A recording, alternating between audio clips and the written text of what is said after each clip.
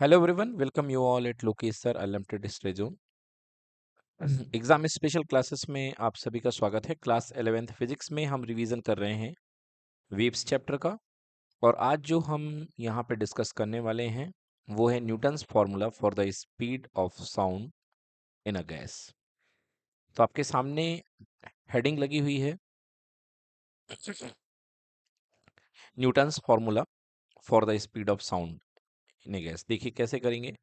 सबसे पहले यदि हम फॉर्मूले की बात करें तो स्पीड ऑफ साउंड का फॉर्मूला आपके पास में हुआ करता है v is equals to coefficient of elasticity by density. सबसे बेसिक फॉर्मूला आपके पास में स्पीड ऑफ साउंड का जो आपको बताया गया है वो ये फॉर्मूला है। मैं आपके सामने जो लिख रहा हूं v is equals to under root coefficient of elasticity by density. ठीक है ना, ये जो है स्पीड ऑफ साउंड का फॉर्मूला है। तो बच्चों इनिशियली जो स्पीड ऑफ साउंड को जो है यहाँ पे कोफिशिएंट ऑफ इलास्टिसिटी है, ये माना गया कि जो मोशन ऑफ साउंड है गैसेस के अंदर, जैसे कि ये आपके पास में कोई पाइप है या गैसियस चैम्बर है, इसके अंदर ये माना गया कि जो साउंड का प्रोपोगेशन है वो आइसोथर्मल होता है। ओके, आइसोथर्मल होता है, ये माना गया। तो इस तरीके से आइसोथर्मल में कोफिशिएंट ऑफ इलास्टिसिटी जो निकल करके आता है that is equals to bulk modulus. ठीक है ना। म- अ, एक मिनट, कोफिशिएंट ऑफ इलास्टिसिटी आपको बताया गया था कि coefficient of elasticity solid material के लिए यंग मॉडुलस प्रोड्यूस होता है, गैसियस मॉडल के लिए, गैसियस सब्सटेंस के लिए कौन सा होता है बेटा, बल्क मॉडुलस के। और हाँ, क्योंकि वॉल्यूमेट्रिक स्ट्रेन डेवलप होती ना, और टेंजेंशियल जिसमें आप फोर्स लगाते हैं उसलिए मॉडुलस ऑफ रिजिडिटी क्रिएट होता है। ठीक है। तो इस तरीके से यहाँ पे स्पीड ऑफ साउंड जो निकलेगी दैट इज इक्वल्स टू के, कोफिशिएंट ऑफ इलास्टिसिटी यहाँ पे निकलेगा bulk modulus upon rho. Right, ये फॉर्मूला हमारे पास में बन गया। और के जो हमें लेना है, प्रोपगेशन ऑफ साउंड को आइसोथर्मल कंसिडर किया गया, तो इसलिए हमने यहाँ पे बल्क मॉडुलस लिया और इसका हमने आइसोथर्मल स्टेट पे बल्क मॉडुलस की वैल्यू निकालनी चाहिए। राइट, क्योंकि सबसे पहले न्यूटन ने प्रोपगेशन ऑफ साउंड को क्या माना कि प्रोपगेशन ऑफ साउंड गैसेस के अंदर होता है, और इस समय ये जो प्रोसेस होती है that is considered as an isothermal process. Right, okay. तो ये डेरिवेशन बनता है कि न्यूटन सेड दैट,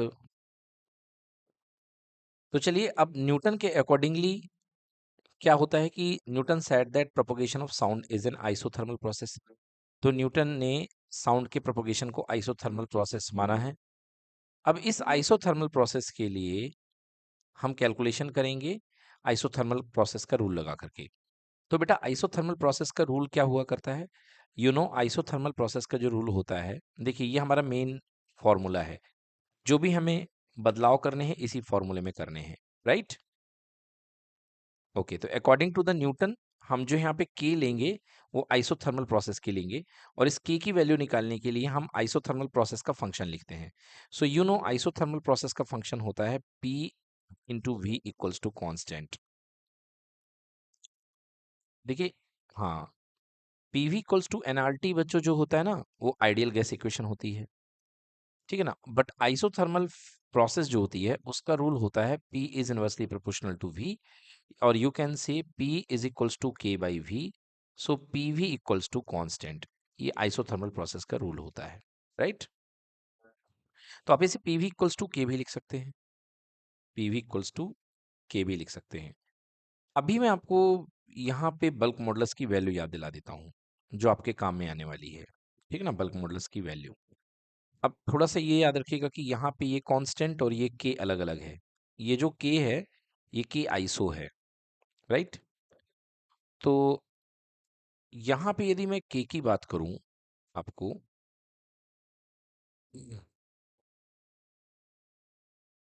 तो देखिए पीवी इक्वल्स टू के है। अब जो मैं बात कर रहा हूं आपके सामने, ये तो पीवी इक्वल्स टू के कांस्टेंट है, बट मैं आपके सामने ये बल्क मॉडुलस की बात कर रहा हूं। तो यदि एक काम करना चाहें आप यहाँ पे, तो इसको आप के डैश मान लें, जिससे कि दिक्कत ना हो, आप कंफ्यूज ना हो। अब चलिए हम बात करते हैं बल्क मॉडुलस के की। तो बल्क मॉडुलस के आप जानते हैं क्या होता है? बल्क मॉडुलस में फॉर्मूला होता है stress upon strain. Okay, yes, बिल्कुल सही। Volumetric stress upon volumetric strain upon volumetric strain, ये फॉर्मूला हुआ करता है। आगे जाकर के वॉल्यूमेट्रिक स्ट्रेन आप जानते हैं क्या बनता है? Volumetric strain is equals to होता है फोर्स पर यूनिट एरिया। ओके, फोर्स पर यूनिट एरिया। बट आप किसी बॉल को प्रेस करते हो तो फोर्स वेरी होता है, सो वेरिएशन वाला force delta force upon A, और यहाँ पे delta V by V, right. और डेल्टा एफ बाई ए का नाम कर दिया जाता है डेल्टा पी, या सिंपली इसको प्रेशर बोल देते हैं, है ना। तो कई जगह पर अगर आप वेरिएशन होता है तो डेल्टा पी लेते हैं, अदरवाइज इसको पी भी लिख देते हैं। Okay, so P delta V by V, मतलब ये क्या बन जाता है? P V by upon delta V, ऐसे भी लिखा जा सकता है। दिस इज कॉल्ड के। के मीन्स बल्क मॉडुलस, राइट। तो ये छोटा सा इंट्रोडक्शन मैंने आपको यहाँ पे याद दिलाने के लिए दे दिया है। अब चलिए क्या करना हमको, अब यहाँ पे हम इसका डेल लेते हैं। नाउ डेल्टा मीन्स चेंज, तो delta into P V, P means pressure, V means volume, is equals to delta time of constant के डैश। आप चाहें तो यहाँ पे इसको कांस्टेंट ही रखते चलें थ्रू आउट, तो भी कोई प्रॉब्लम होने वाली नहीं है। ओके, तो ये भी क्या रहेगा आपके पास में? कांस्टेंट रहेगा। नौ कांस्टेंट का डिफरेंशिएशन कितना हो जाएगा? राइट साइड में 0, बट यहाँ पर प्रोडक्ट रूल लगेगा। First function into second function का differentiation plus second function into first function का differentiation, this is equals to 0, right. तो अब यहाँ पे ये आपके पास में इक्वल्स टू 0 प्रोड्यूस कर रहा है, ठीक है। अब देखिए यहां से हम लिख सकते हैं P delta V is equals to minus of V delta P, right, minus of V delta P। So P is equals to, देखिए, minus V delta P upon delta V, right. So P is equals to negative, देखिए आप जो है इस delta P को ऊपर रखिए, और ये जो V है, क्या आप इसके अपॉन में ले जा सकते हैं? बिल्कुल ले सकते हैं। क्लियर? तो आपने देखा अल्टीमेटली क्या बन गया आपके पास में? आपके पास में बन चुका है pressure is equals to delta P upon delta V by V, right. और यहाँ पे क्या लीजिए? माइनस ला दीजिए, ठीक है। ये आपके पास क्या बन रहा है? देखिए, ये जो आपके पास बन रहा है, ऊपर है चेंज इन प्रेशर, ये देख लीजिए, और नीचे है change in volume upon original volume, right. और माइनस साइन किसको शो करता रहा है? माइनस साइन शो करता रहा कि वॉल्यूम में कमी आ रही थी, मतलब कंप्रेशन हो रहा है, राइट। तो ये क्या बन गया? दिस इज, ऊपर क्या है? वॉल्यूमेट्रिक स्ट्रेस है, और नीचे है वॉल्यूमेट्रिक स्ट्रेन। और वॉल्यूमेट्रिक स्ट्रेस और वॉल्यूमेट्रिक स्ट्रेन का जो रेशियो कहलाता है, वो क्या कहलाता है? बल्क मॉडुलस की, राइट। और ये बल्क मॉडुलस क्योंकि आइसोथर्मल कंडीशन में निकल रहा है, तो इसे मैं के आइसो लिख सकता हूं, और इस के आइसो की वैल्यू कितनी आ रही है? पी आ रही है। क्लियर हुआ? मतलब आइसोथर्मल प्रोसेस के दौरान जो बल्क मॉडुलस होता है, उसकी वैल्यू प्रेशर के इक्वल होती है, राइट। तो हमारा मेन कंसेप्ट यहां पर निकल करके आया कि during the isothermal process the value of bulk modulus, okay, the value of bulk modulus, this is equal to applied pressure, okay, या pressure of the gas. Clear बच्चों? तो अब आ जाइए स्पीड ऑफ साउंड का फॉर्मूला। स्पीड ऑफ साउंड का formula क्या था बेटा? स्पीड ऑफ साउंड का फॉर्मूला था coefficient of elasticity by density, right. तो coefficient of elasticity according to the Newton, elasticity coefficient क्या बनेगा बेटा? यहाँ पे कोफिशिएंट ऑफ इलास्टिसिटी यहाँ पे यूज होगा बल्क मॉडुलस के अपॉन रो। क्लियर? और क्योंकि propagation of sound is an isothermal process है, तो हम के का कौन सा पार्ट यूज करेंगे? आइसोथर्मल वाली कंडीशंस यूज करेंगे के की। और आइसोथर्मल कंडीशन में के की वैल्यू कितनी आती है? P. So the formula will be P by rho. P by rho. So speed of sound, मतलब स्पीड ऑफ साउंड किसी मीडियम में फॉर्मूला क्या होगा? Speed of sound in any gaseous medium is equals to P pressure upon density. ठीक है ना? थोड़ा दोनों कंफ्यूजिंग है, अच्छे से बनाइए। तो पी बाई रो, ये स्पीड ऑफ साउंड है। ठीक है ना? यस। बेटा देखिए, स्पीड ऑफ साउंड का मेन फॉर्मूला तो ये है हर मीडियम के लिए, राइट? साउंड मतलब लॉन्गिट्यूडनल वेव की स्पीड जो होती है, आप ये कह लीजिए speed of longitudinal wave. Speed of longitudinal wave, ठीक है?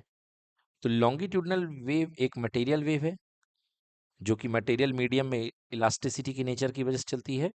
सो बेटा speed of sound, longitudinal wave की स्पीड, साउंड भी कैसी स्पीड है, सॉरी साउंड भी कैसी वेव है? एक लॉन्गिट्यूडनल वेव है। तो लॉन्गिट्यूडनल वेव का एक स्पीड का फॉर्मूला लिखता हूं, तो क्या होता है बेटा? यहाँ पे फॉर्मूला होता है under root P E by rho. Clear? E is the elasticity of the medium, material medium, and rho is the density of the medium. Clear? अब देखिए, ये सबके लिए है। अब यदि बट आप यदि साउंड यूज करते हैं, ठीक है ना, अगर यदि यहीं पर आप मेटल यूज करेंगे, अगर आप साउंड की स्पीड निकालेंगे किसके लिए? मेटल के लिए, राइट? तो यहां पे कोफिशिएंट ऑफ इलास्टिसिटी की जगह क्या आएगा? Young modulus upon rho. Clear? But यदि आप speed of sound in air निकालेंगे बेटा, तो एयर के केस में कोफिशिएंट ऑफ इलास्टिसिटी गैस है, तो बल्क मॉडुलस होगा। क्लियर? के बाई रो। अब न्यूटन के हस्तक्षेप के बाद, अकॉर्डिंग टू न्यूटन्स लॉ, यहां पर साउंड का जो प्रोपोगेशन होता है वो एक आइसोथर्मल प्रोसेस होता है एयर में, राइट? तो मतलब आप के की वैल्यू तो निकालोगे, मगर कौन सी वैल्यू निकालोगे? आइसोथर्मल वाली वैल्यू निकालोगे, राइट? और बल्क मॉडुलस की वैल्यू आइसोथर्मल कंडीशन पे कितनी आती है? प्रेशर के इक्वल। क्लियर? तो velocity of sound in air is equals to under root P upon rho. ये फॉर्मूला केवल और केवल किसके लिए अप्लाई होगा? साउंड वेव के लिए अप्लाई होगा, राइट? सो ये न्यूटन्स का फॉर्मूला था पी बाई रो। क्लियर? तो इस तरीके से ये देखिए, ये न्यूटन का फॉर्मूला, आइसोथर्मल प्रोसेस पर के की वैल्यू पी आ चुकी है, सो फॉर्मूला बन गया पी बाई रो। डन? इसे नोट कर लें आप लोग, तो ये फॉर्मूला आपके पास में पी बाई रो है। क्लियर बच्चों? So v speed of sound is equals to under root p upon rho. दोनों में थोड़ा सा डिफरेंस है, पी को सीधा रखिएगा, रो को इस तरीके से थोड़ा सा टिल्ट कर दीजिएगा। क्लियर बच्चों? चलिए, यदि आप यहाँ पे वैल्यू पुट कर दें, पी की वैल्यू, तो आप जानते हैं कि पी की वैल्यू कितनी हुआ करती है? एच रो जी।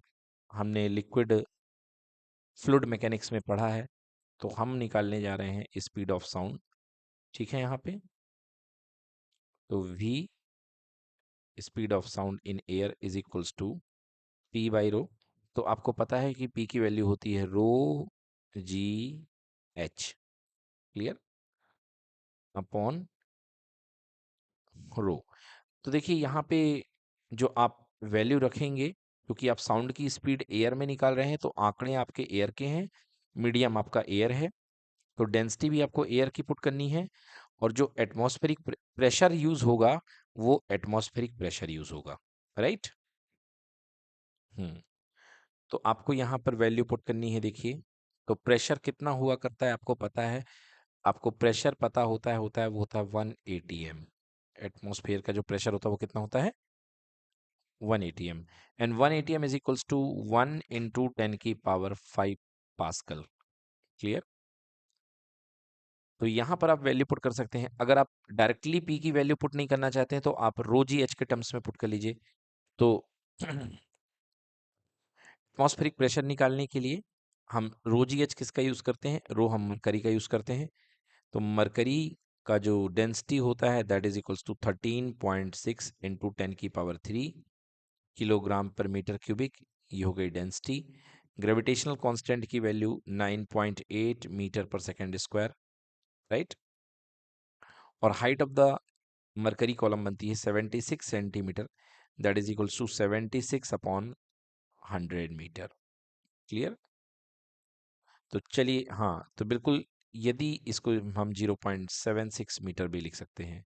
तो यदि हम सारी वैल्यू यहाँ पे रखते हैं, v speed of sound in air, rho की वैल्यू आपने पुट कर दी, रो की वैल्यू 13.6 इंटू 10⁻³ जी की वैल्यू 9.8 एंड हाइट की वैल्यू बेटा 0.76 पुट कर दी। और डेंसिटी ऑफ एयर, ये तो ये तो रो जी एच है। और डेंसिटी ऑफ एयर कितनी है देखिए 1.293 है ना। डेंसिटी ऑफ एयर जो होती है 1.293 किलोग्राम पर मीटर क्यूब होती है। ये मैंने कहीं पर नहीं लिखा है। तो density of air equals to 1.293 kilogram पर मीटर क्यूबिक, राइट। सो ये 1.293 वैल्यू यहाँ पे रख दी। देखिए दोनों में फर्क है, ऊपर डेंसिटी ऑफ मरकरी है क्योंकि प्रेशर निकालने के लिए मरकरी की डेंसिटी यूज होती है, और यहाँ नीचे डेंसिटी ऑफ एयर है। तो इसको जब आप सॉल्व करेंगे बच्चों, तो इसकी वैल्यू आती है सॉल्व करने पर speed of sound that is equals to 332, oh sorry sorry sorry, this is equals to 280 metre पर सेकेंड। ये सॉल्व करने पर आती है कितनी, 280 मीटर पर सेकेंड। क्लियर बच्चों। आप देख सकते हैं यहाँ पे इसका हमने रेजोल्यूशन भी दिया है। ये देखिए formula speed of sound V S equals to under root H rho g. Rho यहाँ पे मरकरी का यूज होता है क्योंकि प्रेशर फाइंड करने के लिए एच रो जी फॉर्मूला होता है अपॉन रो एयर। ये सारी वैल्यू हमने पुट कर दी। ये सारी वैल्यू पुट करने के बाद speed of sound in air, okay, V sound is equals to कितना आया 280 मीटर पर सेकेंड। ओके बच्चों। अब देखिए जो 280 मीटर पर सेकेंड थी ना, ये वैल्यू करेक्ट नहीं है, ये वैल्यू एग्जैक्ट नहीं है। एक्सपेरिमेंटली जो एग्जैक्ट वैल्यू ऑफ साउंड होती है वो है 332 मीटर पर सेकेंड, ओके। मगर जो न्यूटन्स फॉर्मूले से वैल्यू निकली है वो 280 मीटर पर सेकेंड है, जो कि 16% लेस है। इसका मतलब न्यूटन के फॉर्मूले में कोई ना कोई गड़बड़ है। बताइए इसकी नो। इस गड़बड़ को ठीक किया नए फिजिस्ट ने आकर के, जिनका नाम था लाप्लास। और लाप्लास ने न्यूटन के फॉर्मूले में थोड़ा सा करेक्शन किया, और इस करेक्शन को जाना जाता है लाप्लास करेक्शन। ठीक है ना। तो अब हम पढ़ने वाले हैं बच्चों अगला टॉपिक, जिसका नाम है लाप्लास करेक्शन। ठीक है ना। तो पहला आपने देख लिया न्यूटन्स स्पीड फार्मूला, ठीक है ना। Newton's formula for the speed of sound, ये आपने देख लिया। अब लाप्लास का आप करेक्शन देखते हैं। तो लाप्लास ने क्या बात करी आकर के, Newton said that the propagation of sound is isothermal process. ये चीज बहुत इंपॉर्टेंट है। ये बात न्यूटन ने कही थी कि प्रोपगेशन ऑफ साउंड कौन सी प्रोसेस है बेटा, आइसोथर्मल। बट लाप्लास ने करेक्ट किया कि no no no no no, ये जो है एक एडियाबैटिक प्रोसेस है। ओके। तो अब नए तरीके से बात शुरू हो गई।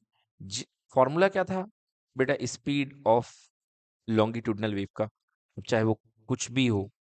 तो स्पीड ऑफ लॉन्गिट्यूडनल वेव का फॉर्मूला था v is equals to under root E by rho, right. अब बात करी लाप्लास ने, अकॉर्डिंग टू लाप्लास जब speed of sound isothermal process है, सॉरी एडियाबैटिक प्रोसेस है, तो यहाँ पे हम बात करते हैं साउंड की। तो साउंड के लिए क्योंकि मीडियम एयर है, तो ई का कौन सा रोल प्ले होगा, बल्क मॉडुलस। के upon rho. But bulk modulus की वो वाली वैल्यू रखनी है आपको जो किस में आएगी, एडियाबेटिक प्रोसेस में, right. So you have to use K adiabatic. Clear हो गया। तो आपको एडियाबेटिक वाला के यूज करना है। तो अभी हम आइसोथर्मल वाला के निकाले थे, आपको याद होगा। और उस समय आइसोथर्मल जो के आया था that was P. P means pressure. Okay. तो मेन फॉर्मूला तो आपको ये है। अब आपको एडियाबेटिक वाला के निकालना है। क्लियर। के मीन्स बल्क मॉडुलस। के मीन्स बल्क मॉडुलस। क्लियर की नॉट क्लियर। यदि आप बल्क मॉडुलस भूल चुके तो एक बार फिर से याद दिला देता हूं कि bulk modulus equal to volumetric stress on volumetric strain. ठीक ना। तो volumetric stress is equals to यहां पे हो जाएगा, देखिए, volumetric stress is equals to force पर unit area upon strain delta V by V, right. और फोर्स पर यूनिट एरिया अगर चेंजेबल है तो हम क्या कहेंगे, is equals to P. Clear. F upon A is equals to कितना हो जाएगा, पी। और अगर बदल रहा है प्रेशर, आप बदल रहे हो, तो delta P divided by D V by V कर लो, और माइनस साइन आएगा क्योंकि प्रेशर देंगे तो वॉल्यूम कम हो जाएगा। So K is equals to minus D P into V by D V. हमको ऐसा कुछ बनाना है। ये केवल मैंने आपको अपनी तरफ से नॉलेज दी है, ठीक है ना। अभी इसको हम यूज करेंगे। चलिए, तो आइए अब हम पूरा ध्यान लगाते हैं एडियाबैटिक प्रोसेस के ड्यूरेशन में के की वैल्यू क्या होगी। तो जैसे आपने देखा था, आइसोथर्मल प्रोसेस का फंक्शन होता है P into V equal to constant. तो ऐसे ही एडियाबैटिक प्रोसेस का भी फंक्शन हुआ करता है, स्टेट फंक्शन। सो इन एडियाबैटिक प्रोसेस, एडियाबैटिक प्रोसेस क्या होता है बेटा, गवर्निंग रूल एडियाबैटिक प्रोसेस का आपको पढ़ाया भी गया है। P into V to the power gamma equal to constant. ये होता है, ये आपको डिराइव भी कराया हमने भी कुछ दिन पहले। सो P इंटू वी की power gamma equals to constant. चलिए डेल्टा लगा दीजिए, इसका डी कह दें या डेल्टा कह दें, जो भी, कोई दिक्कत नहीं है। So delta P into V to the power gamma, P into V to the power gamma is equals to delta of constant, right. Constant का डिफरेंशिएशन कितना होता है, जीरो होता है। क्लियर बेटा। सो अब इसको सॉल्व करते हैं। तो ये first function P into second function delta V to the power gamma, right, plus second function V to the power gamma into delta of P equal to zero. Agree बेटा। चलिए, अब इसको हम सॉल्व करते हैं। देखिए कैसे सॉल्व होगा ये। आ, एक तरीके से इसको समझने के लिए आप यहाँ पे वेरिएशन तो कर रहे हैं, बट इस तरीके से आपको समझ में नहीं आएगा। थोड़ा सा इसको, क्योंकि डिफिकल्ट होता है गामा के आने से, तो मैं इसको मोर क्लियर वे में लिखता हूँ, तब आपको अच्छे से समझ में आ जाएगा। देखिए,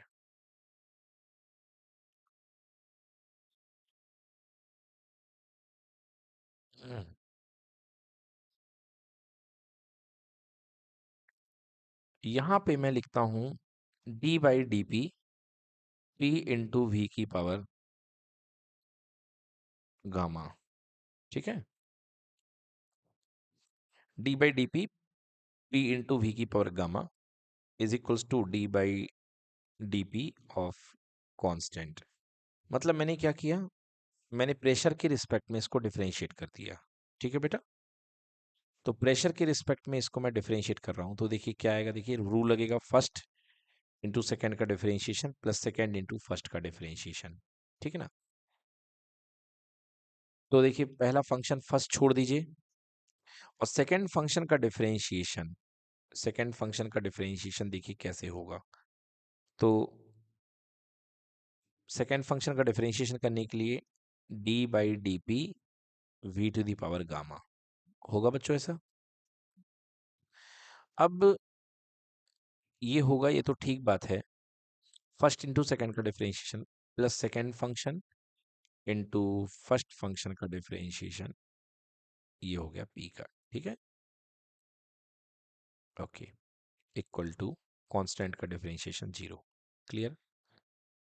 अब देखिए यहाँ पर क्योंकि ये v का फंक्शन है तो ये डेरिवेटिव टर्म यहाँ से v उधार मांगेगा और v की पावर गामा, और ऊपर इसका उधार वापस dv, और ये हो गया dp।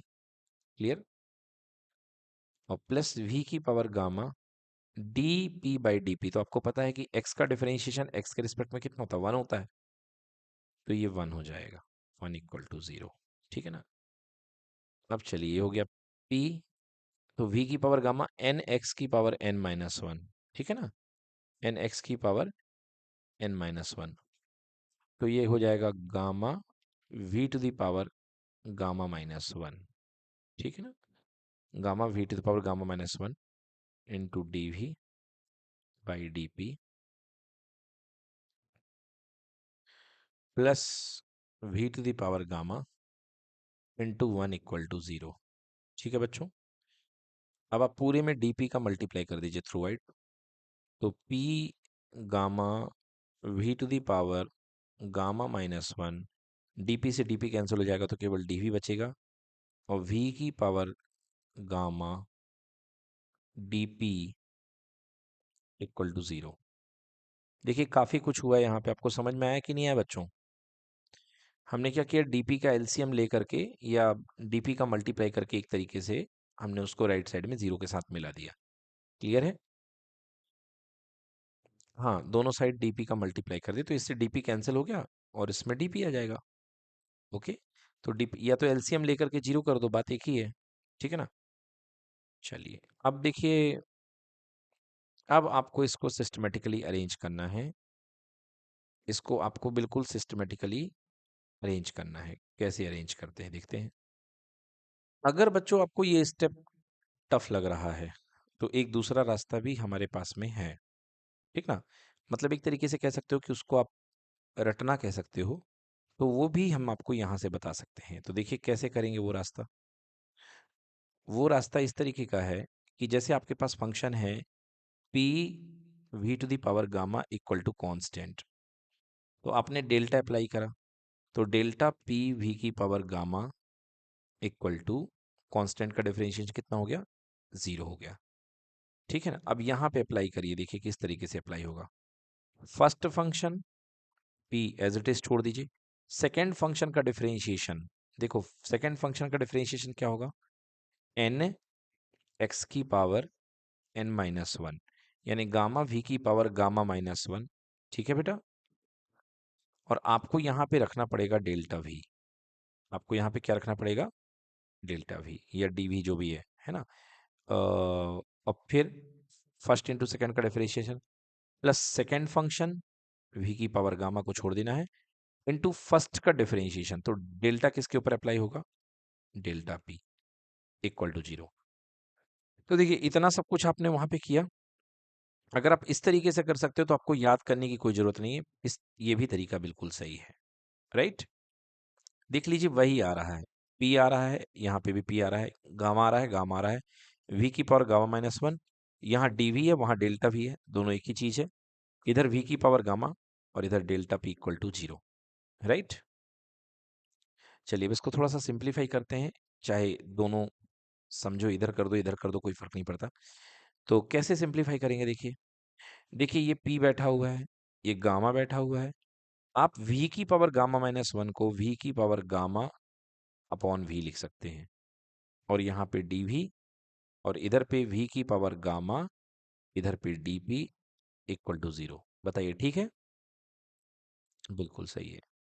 अब इसके बाद में हम क्या करेंगे, हम अलग अलग कर लेंगे इसको, तो p इंटू गामा v की power gamma dv upon v equals to minus करके v की पावर गामा और dp। बताइए ठीक है, v की पावर गामा से v की पावर गामा क्या हो गया, कैंसिल हो गया।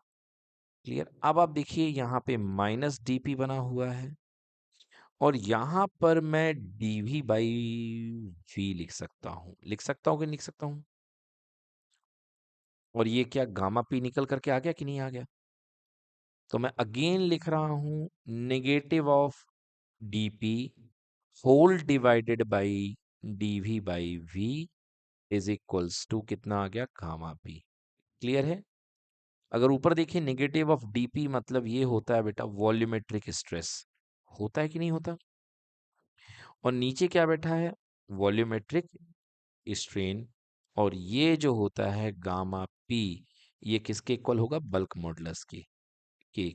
और ये जो के है हमारा किस वाले प्रोसेस में निकला है, बिल्कुल गलत, एडियाबेटिक। आइसोथर्मल नहीं लिखना है वहां पे, क्या लिखना है, एडियाबेटिक।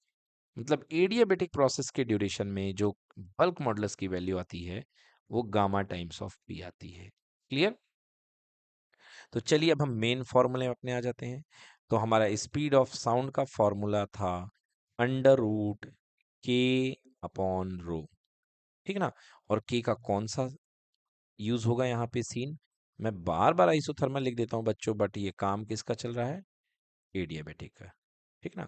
और एडियाबेटिक के कंटेक्स्ट में जो के की वैल्यू होती है वो होती है gamma P upon row, right, gamma P by rho. अब यहां पर आप गामा की वैल्यू रख देंगे, ठीक है ना, तो आपके पास में बिल्कुल सही सही वैल्यू आती है।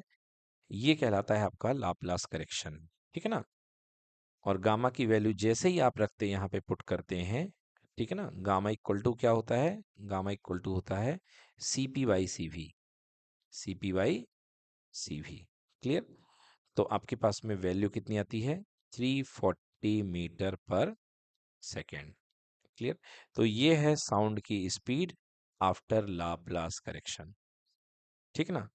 साउंड की स्पीड कितनी है आफ्टर लाप्लास करेक्शन, ठीक है ना। क्लियर हो गया? तो हाँ, ओ सॉरी, 332 मीटर पर सेकेंड, ये मैंने 340 लिख दिया, सॉरी बच्चों, ये तो मैंने मेटल में लिख दिया। This is equals to 332 metre पर सेकेंड। क्लियर? चलिए तो देखते हैं इसकी थ्योरी शीट में, ये है हमारे पास में।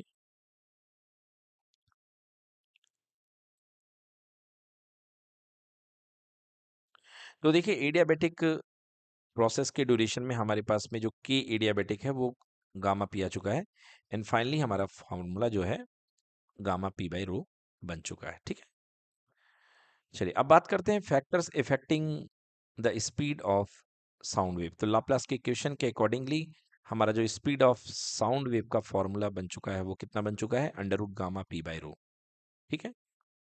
तो सबसे पहले हम बात करते हैं प्रेशर की। तो देखिए प्रेशर अगर आप बढ़ाएंगे तो डेंसिटी ऑटोमेटिकली बढ़ जाएगी। क्लियर? तो यदि आप प्रेशर को के टाइम्स करेंगे, प्रेशर बढ़ाने से जैसे आप पिस्टन को दबा रहे हैं तो डेंसिटी भी, मॉलिक्यूल्स पास पास में आएंगे, तो डेंसिटी भी के टाइम्स हो जाएगी। तो यदि नया फॉर्मूला बनाऊंगा मैं, तो V इज इक्वल्स टू होगा अंडर रूट गामा, नया वाला प्रेशर भी के पी और नई वाली डेंसिटी भी के रो। बोलिए सुनो, तो के का फैक्टर क्या हो जाएगा, कैंसिल, तो इसलिए कोई चेंज नहीं आएगा। ओके, तो इसलिए प्रेशर बढ़ाने का कोई इफेक्ट नहीं पड़ता साउंड वेव में, स्पीड में, ठीक है ना। तो pressure has no effect on velocity of sound in the gases because with change in pressure density of the gas also gets changed in the same proportion, ठीक ना। मतलब अगर आप प्रेशर बढ़ाएंगे, यदि प्रेशर को आप के टाइम्स करेंगे तो डेंसिटी भी कितने टाइम्स हो जाएगी, के टाइम्स, तो हिसाब तो बराबर हो गया, दोनों कैंसिल हो गए। क्लियर?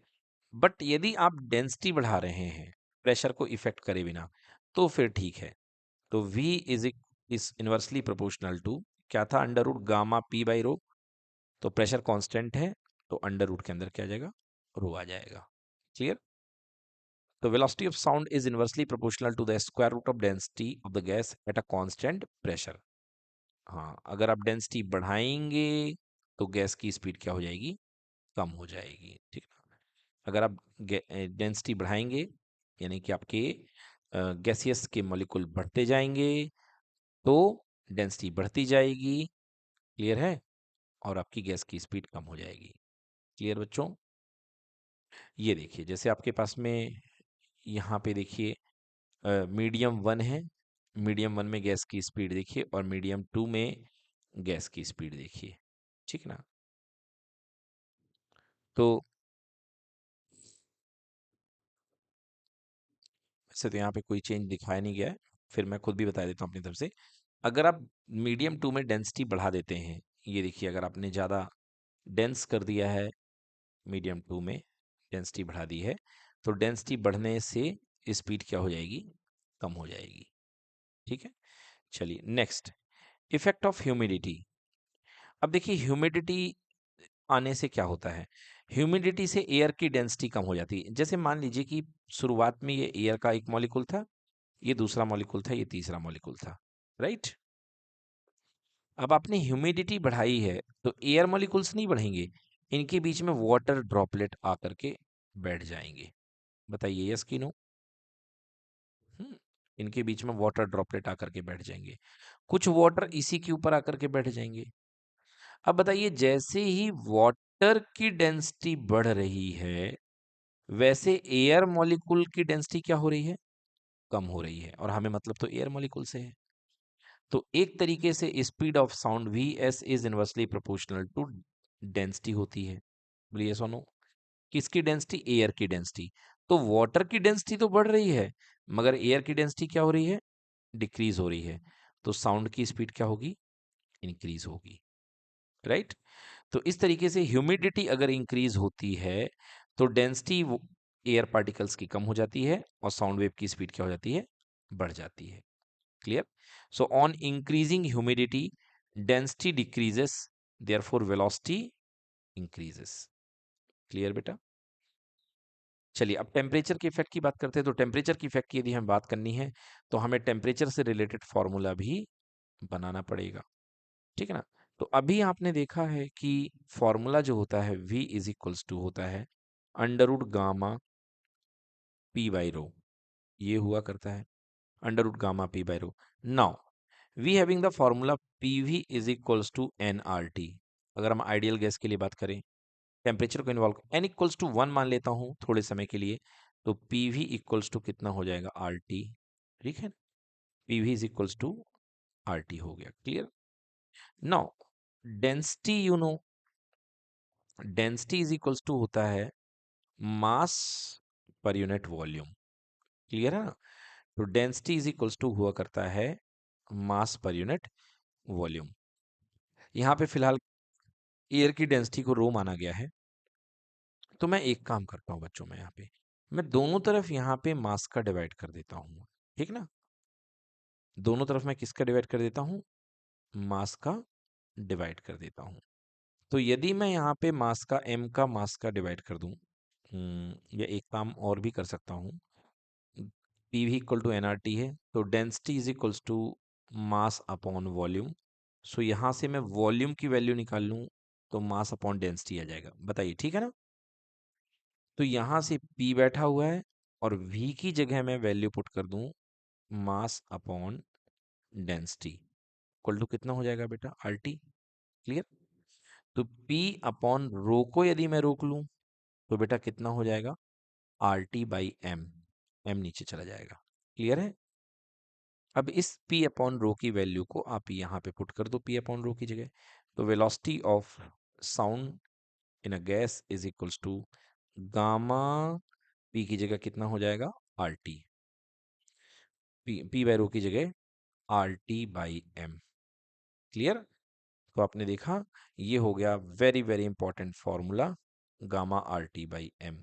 तो दिख रहा है कि speed of sound is directly proportional to square root of the absolute temperature.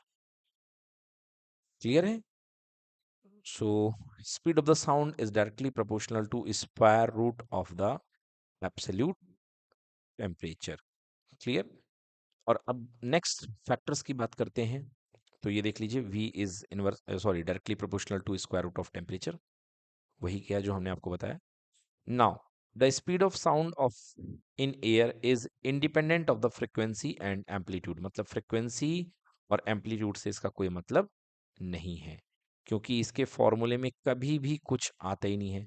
Speed of sound wave का जो फॉर्मूला है that is equals to gamma P by rho, gamma P by rho. तो ना तो यहाँ पे एम्पलीट्यूड आ रहा है, एम्पलीट्यूड भी प्रेजेंट नहीं है, यहाँ पे वेव की फ्रिक्वेंसी भी प्रेजेंट नहीं है।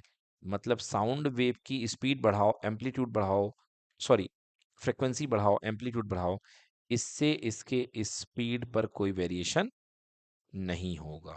बोलिए क्लियर कि not clear? So there will be no change in speed of sound on altering the its frequency or amplitude. Done? Right. चलिए next concept is our superposition of wave. Superposition of wave से ही बहुत सारे नई नई phenomenal निकल करके आती हैं। So what is superposition of wave? Let's see. When a number of wave travel through a medium simultaneously, then resultant displacement of the particle is equal to the vector sum of displacement due to individual wave। तो अगर मान लीजिए कि किसी point पर कई सारी wave आ रही हैं, राइट, तो उस पॉइंट पर जो नेट डिस्प्लेसमेंट होता है वेव के द्वारा प्रोड्यूस किया हुआ, उनके अलग अलग वेक्टर डिस्प्लेसमेंट के सम के इक्वल होता है। क्लियर? चलिए देख लीजिए, यहाँ पे 3 वेव्स हैं। एक का एम्पलीट्यूड 10 है, एक का एम्पलीट्यूड 5 है, एक का एम्पलीट्यूड 3 है, और ये वेव साइमल्टेनियसली मीडियम के एक पॉइंट पर आ रही हैं। क्लियर? एक साथ आ रही हैं। तो देखिए यहां पर जो नेट एम्पलीट्यूड बनेगा इस पोजीशन पे, देखिए पहली वाली वेव का हाईएस्ट पीक आपको कितने सेंटीमीटर का डिस्प्लेसमेंट दे रहा? 10 का, दूसरा वाला 5 का, और तीसरा वाला -3 का। तो नेट एम्पलीट्यूड जो मिलेगा आपको 12 सेंटीमीटर का मिलेगा उस मीडियम पे। ठीक है ना, मीडियम के उस पॉइंट पे। क्लियर? सो व्हाट टू से कि अगर कई सारी वेव्स अपना अलग अलग डिस्प्लेसमेंट किसी मीडियम पे लेके आ रही हैं, फर्स्ट का डिस्प्लेसमेंट y1 वेक्टर है, सेकंड का डिस्प्लेसमेंट y2 वेक्टर है, थर्ड का y3 वेक्टर है, तो अगर ये तीनों मीडियम के किसी पॉइंट पर एक साथ आकर के इंसिडेंट होती हैं, सो इस पॉइंट को क्या मिलेगा? नेट डिस्प्लेसमेंट मिलेगा, and that net displacement will be the vector sum of all individual displacement at that particular point। Clear हुआ बेटा? So this is called superposition of wave. Now superposition of wave जब होता है तो अपने अंदर वो कई सारी फिनोमिनन को एग्जिबिट कराता है। मतलब जब भी वेव आपस में टकराती हैं तो कुछ घटनाएं होती हैं। There are few incidences on superposition of wave। one of the incidents is called interference। what is that? interference। समझ गए ना? हाँ, interference. What is interference mean? Interference का मतलब होता है एक्चुअली बेटा रीडिस्ट्रीब्यूशन ऑफ एनर्जी। इसका सिंपल मतलब है redistribution of energy, right? Energy redistribute हो जाती है, ये इंटरफेरेंस की मीनिंग है। आइए देखते हैं कैसे इंटरफेरेंस होता है। जैसे आपके पास में दो वेव्स आ रही हैं, अगर वो सेम फेज में है तो क्या होगा, पहले ये देखिए। When two waves are same frequency moving in same direction, जब दो वेव हैं, दोनों सेम फ्रिक्वेंसी की हैं और दोनों सेम डायरेक्शन में मूव कर रही हैं, superimpose with each other, then this phenomenon is called interference of wave. ठीक है बेटा? जैसे दो लोग गाना गा रहे हैं, आ, अब उसके साथ दूसरा भी बंदा सेम फ्रिक्वेंसी में गाना गाने लग गया, ऐसे ही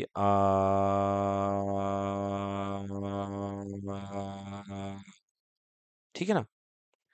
तो जब ये दोनों सेम फ्रीक्वेंसी में गाना गाते हैं, आपने सुना होगा जैसे कि हारमोनियम बजाने वाले अपना सुर भी निकालते हैं, सा, और उसी में हारमोनियम को सुर, पैं, रे,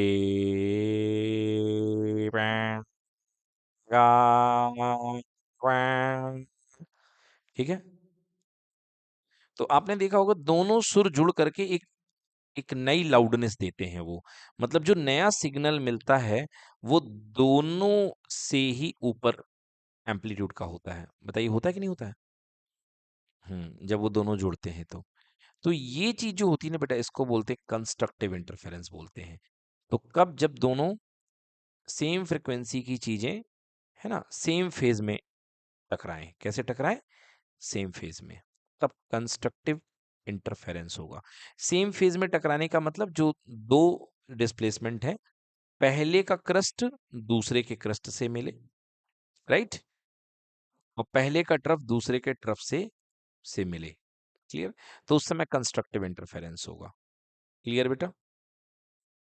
जैसे वही कि आपके सामने कोई गाना बज रहा है और आपके सामने कोई गाना बज रहा है और आप उसी की बीट में मिला करके अपने पढ़ते पढ़ते अपने टेबल को ठक ठक ठक ठक ठक करने लग गए। ठीक है ना? तो आपका बीट मैच होने लगता है ना? तो मतलब एक तरीके से सेम फ्रीक्वेंसी में आप आ जाते हैं। सो देखिए, इंटरफेरेंस की मीनिंग क्या थी? When two waves of same frequency moving in same direction with the same speed superimpose with each other, then this phenomenon is called interference of wave. Now two type of interference, one is constructive interference. ये देखिए, पहली wave है, दूसरी wave है, दोनों का crust crust से मिल रहा है और ट्रफ ट्रफ से मिल रहा है, तो जो रिजल्टिंग सिग्नल होगा वो दोनों सिग्नल से बड़ा होगा, जुड़ करके जाएगा। लाइक अगर ये डिस्प्लेसमेंट 3 है और ऊपर वाला 4 है, तो बेटा जो सिग्नल बनेगा उसका नेट डिस्प्लेसमेंट 7 होगा, बिकॉज 3 + 4 = 7। क्लियर? इसी तरीके से इधर नीचे -3 है, इधर -4 है, तो नेट डिस्प्लेसमेंट -7 हो जाएगा। क्लियर बेटा? So this is called constructive interference. Crest meet with crest and trough meets with trough. Now we are talking about destructive interference. So जब दोनों वेव, देखो ये जो है ना हरकत हो रही है यहाँ पे, एक्चुअली एक्चुअली इस हरकत का नाम है हिंदी में मिले सुर मेरा तुम्हारा। This is called same phase. क्या बोलते हैं बेटा? Same phase. समझ गए ना? कदम कदम मिलाए जा। सो ये बेटा सेम फेज है। तो बच्चों ये कहलाती है सीन सेम फेज। तो इसको बोलते हैं बेटा अपोजिट फेज। अपोजिट फेज बिल्कुल उल्टा है इसके। समझ गए ना? मतलब एक वेव देखिए ऊपर जा रही है, एक वेव यहाँ जा रही है, तो इनके बीच का जो फेज एंगल कितने डिग्री है? 180 डिग्री। ये ऊपर की तरफ है, ये नीचे की तरफ है, तो ये बेटा आउट ऑफ फेज 180 डिग्री है ये, है ना? तो अब देखिए क्या हो जाएगा, ये डिस्ट्रक्टिव इंटरफेरेंस है, क्योंकि ये वाला एम्पलीट्यूड प्लस में है और ये एम्पलीट्यूड माइनस में है। तो मान लीजिए अगर ऊपर +5 है और नीचे -3 है, तो जो वेव आएगी नेट एम्पलीट्यूड +2 की आएगी। क्लियर? मतलब ये देखिए डिस्ट्रक्शन हो रहा है यहाँ पे, +2 की वेव आ रही है, क्योंकि 5 में से 3 माइनस हो गया, तो जो वेव निकलेगी वो 2 की निकलेगी। ठीक है ना? तो इसमें क्रस्ट जो होता है ट्रफ को मीट होता है, या अपोजिट फेज में वेव्स टकराती हैं। ठीक है? तो ये हो गया बेटा। इस तरीके से जो वेव्स चलती हैं इनको प्रोग्रेसिव वेव बोलते हैं। ठीक है ना? चलिए, प्रोग्रेसिव वेव जो आपको मैंने डायग्राम बना के बताया था पहले भी, इस तरीके की जो वेव होती हैं लगातार चलती जाती हैं, इनको हम प्रोग्रेस, जो किसी मीडियम में प्रोग्रेस करती जाती हैं, उनको हम प्रोग्रेसिव वेव बोलते हैं। ये देखिए, तो ये प्रोग्रेसिव वेव है आपके पास में। प्रोग्रेसिव वेव का डेरिवेशन मैंने आपको पढ़ा दिया है। आई होप इसको देख लीजिए, कोई दिक्कत नहीं होगी, और यदि दिक्कत है तो आप लोग हमारे एक बार वीडियो से जाके फिर देख लीजिएगा। तो प्रोग्रेसिव वेव का डेरिवेशन बहुत इंपॉर्टेंट है। ठीक है? चलिए, तो प्रोग्रेसिव वेव इसके बाद क्या होती है? When disturbance produce in a medium travels from one point of the medium to another point, then this disturbance is called progressive wave. ऐसी वेव जो हमेशा प्रोग्रेस करती ही रहती है, जो हमेशा आगे बढ़ती रहती है, जिसका रिफ्लेक्शन नहीं होता है, उसको आप बोलते हैं प्रोग्रेसिव वेव। ठीक है? एसएचएम की इक्वेशन से इस पॉइंट पर, पॉइंट पी पर, जो वेव का इक्वेशन है y = a sin omega T, और ओरिजिन पर यदि हम इसका इक्वेशन निकालते हैं तो y = a sin omega T minus X upon V. Omega को अंदर करने पर omega T minus omega by V X. Omega by V को हम एंगुलर वेव नंबर या प्रोपोगेशन कांस्टेंट बोलते हैं। तो इस तरीके से फॉर्मूला बन गया y = a sin omega T minus की एक्स। अगर initial phase phi not involve है तो ओमेगा टी माइनस की X plus phi not, right? अगर वेव राइट साइड में मूव कर रही है तो ओमेगा टी माइनस की एक्स आएगा, वाई राइट साइड मतलब पॉजिटिव एक्स डायरेक्शन। और अगर वेव नेगेटिव साइड में मूव कर रही है, नेगेटिव एक्स डायरेक्शन में, तो यहाँ पे प्लस आ जाएगा, ओमेगा टी प्लस की एक्स। क्लियर? चलिए अब पढ़ते हैं स्पीड ऑफ प्रोग्रेसिव वेव, जो कि एक इंपॉर्टेंट डेरिवेशन है। तो देखिए, हमने अभी अभी प्रोग्रेसिव वेव का फॉर्मूला पढ़ा है, y equal to A sine omega T minus के एक्स। ये फेज हुआ करता है, राइट। और एक प्रोग्रेसिव वेव का फेज हमेशा कांस्टेंट होता है। एक प्रोग्रेसिव वेव का जो फेज हुआ करता है, हमेशा क्या हुआ करता है बच्चों? कांस्टेंट हुआ करता है, ठीक है ना। तो मतलब ओमेगा टी माइनस के एक्स इक्वल टू कॉन्स्टेंट है। और कांस्टेंट का डिफरेंशिएशन टाइम के रिस्पेक्ट में कर दीजिए। तो omega T minus D by D T minus D by D T of K x equal to zero. Omega constant है, टी का डिफरेंशिएशन 1 हो जाएगा। Omega minus K D X by D T equal to zero. So omega minus K V equal to zero, right. So omega equals to K भी हो जाएगा। So V equals to omega by K. ये आपका सबसे पहला formula, V equals to omega by K. आप जानते हैं ओमेगा का फॉर्मूला कितना होता है? 2 पाई न्यू, 2 पाई न्यू। और के कितना होता है? 2 pi by lambda, 2 pi by lambda. This is called wave number. कहाँ निकाला देखिए के की वैल्यू? ये ओमेगा बाई वी है ना। सो इसी को वेव नंबर बोलते हैं, 2 पाई बाई लैम्डा, ठीक है ना। कैसे आ जाएगा देखिए, ओमेगा बाई वी को हमने क्या बोला है? के बोला है, right. So omega equal to होता है 2 पाई न्यू, और वी इक्वल्स टू होता है nu lambda. Okay, nu lambda. तो न्यू से nu cancel, so it will be ultimately 2 pi by lambda. तो वेव नंबर को क्या बोलते हैं हम? 2 पाई बाई लैम्डा, ठीक है ना। This is called wave number या एंगुलर वेव नंबर। इसी को हम प्रोपोगेशन कांस्टेंट भी बोलते हैं। तो देखिए, अब हम इस पे वैल्यू पुट कर देंगे यहाँ पे के की, 2 पाई बाई लैम्डा। तो 2 पाई से 2 पाई कैंसिल हो जाएगा। So v equals to nu lambda. Clear है बच्चों? v इज इक्वल्स टू हो गया आपके पास में न्यू लैम्डा। ये आपका प्रोग्रेसिव वेव की स्पीड का फॉर्मूला है, याद रखिएगा। v equals to nu lambda किसका फॉर्मूला है? प्रोग्रेसिव वेव की स्पीड का। क्लियर? चलिए अब पढ़ते हैं बाउंड्री इफेक्ट। क्योंकि ऑर्गन पाइप शुरू होने वाले हैं, तो ऑर्गन पाइप शुरू करने के लिए पहले हमें पढ़ना पड़ेगा बाउंड्री इफेक्ट। तो दो तरीके की बाउंड्री हुआ करती है बच्चों, एक रिजिड बाउंड्री होती है और एक होती है ओपन बाउंड्री, ठीक है ना। तो रिजिड बाउंड्री, ओपन बाउंड्री, दो तरीके की बाउंड्री हुआ करती हैं। देखिए, जैसे आपके छत में डोरी बंधी हुई है, जो कपड़े पिघलाने वाली, तो बेटा वो जिस एंड से बंधी हुई है वो रिजिड बाउंड्री है, ठीक है। अगर आप कोई डिस्टरबेंस यहाँ से भेजेंगे, इस तरीके से डिस्टरबेंस आएगा, और बाउंड्री अगर रिजिड है तो डिस्टरबेंस लौट करके यूं वापस आ जाएगा रिजिड बाउंड्री से, ठीक है। और अगर ओपन बाउंड्री है, जैसे ये देखिए, ये तो रिजिड बाउंड्री है, ठीक है ना। और अगर ओपन बाउंड्री है, तो ये देखिए, यहाँ पर जो वेव लौटेगी, ठीक ना, सेम फेज में लौट करके आ जाएगी। यहाँ पर क्या होगा? रिजिड बाउंड्री में वेव में कितने का फेज चेंज हो जाएगा? 180 डिग्री का, ठीक है ना। देखिए, वेव यूं जा रही थी और इसका रिवर्सल हो गया फेज का। तो जो नई वेव आएगी वो 180 डिग्री आउट ऑफ फेज है, बट यहाँ पर कोई फेज चेंज नहीं होगा, राइट। वेव इसी तरीके से लौट करके आ जाएगी। तो ओपन फ्री बाउंड्री में कोई फेज चेंज नहीं होगा, बट जो फिक्स बाउंड्री है उसमें 180 डिग्री से फेज चेंज हो जाएगा, ठीक है ना। हम्म, तो चलिए अब पढ़ते हैं स्टेशनरी वेव। अब देखिए, जो आप कह रहे थे कि नोड एंटी नोड क्या होते हैं, वो यहाँ पे आने वाले हैं, नोड और एंटी नोड, ठीक है ना। हम्म, तो देखिए stationary wave, when two wave of same frequency and amplitude travel in opposite direction, then due to this superposition resultant wave do not progress in any direction, ठीक है ना।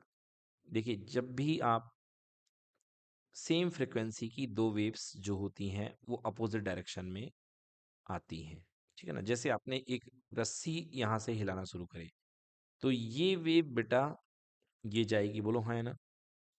और ये फिक्स एंड है, और फिक्स एंड से ये wave क्या हो जाएगी? रिफ्लेक्ट हो जाएगी, और ये 180 डिग्री आउट ऑफ फेज होकर के इस तरीके से वापस आएगी।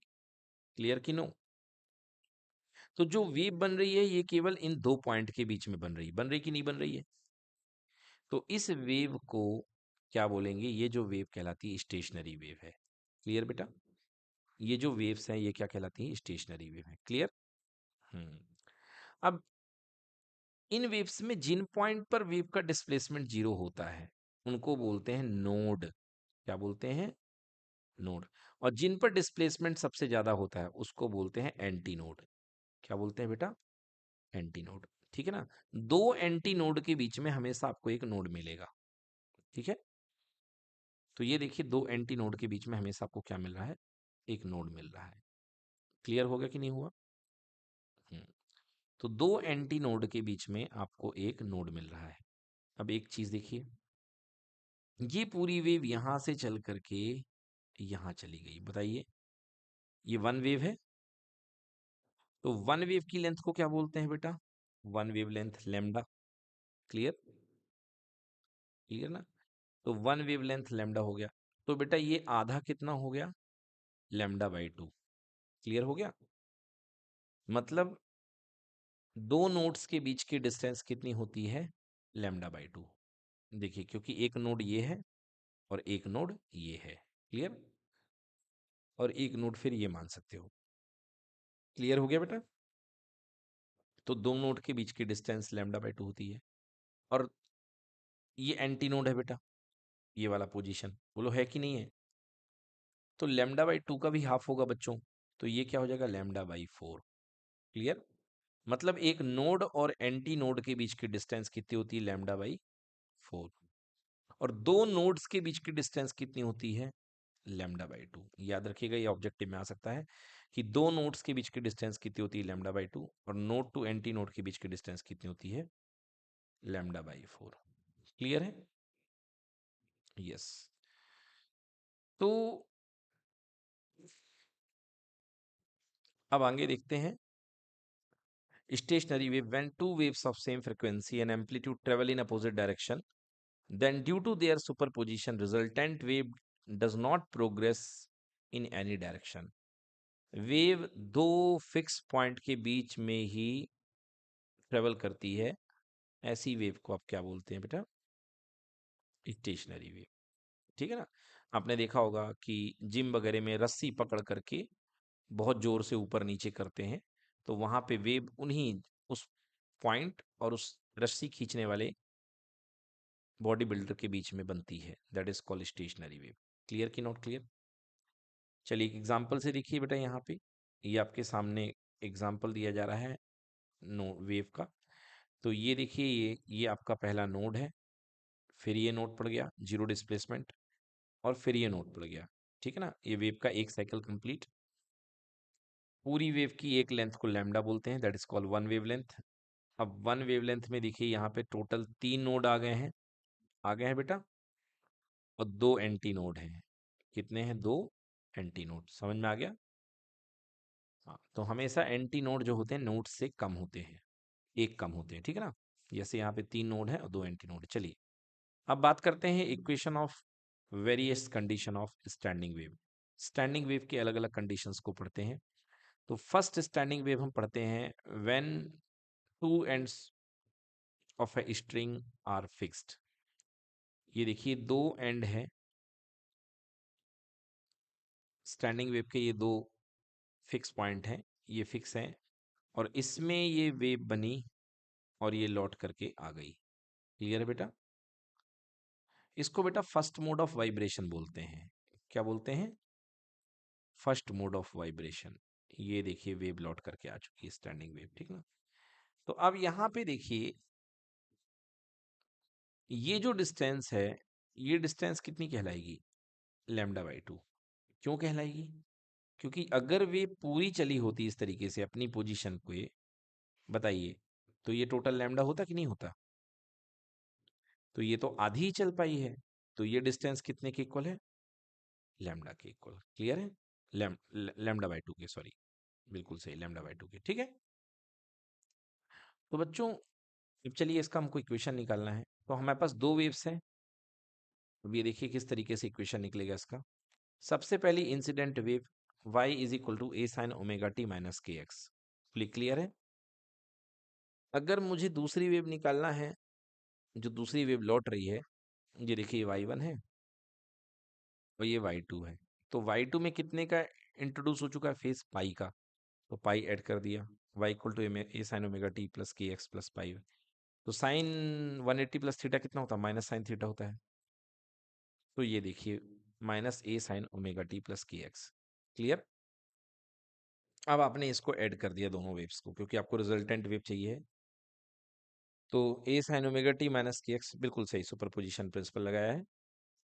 और माइनस ए sine omega t plus k x, minus वाली वेव को आगे रख लीजिए, इसको पीछे ले लीजिए और माइनस साइन कॉमन ले लीजिए। तो साइन ए प्लस साइन बी, साइन ए प्लस बी माइनस साइन ए माइनस बी। और ये साइन ए माइनस बी माइनस साइन ए माइनस बी कितना होता है?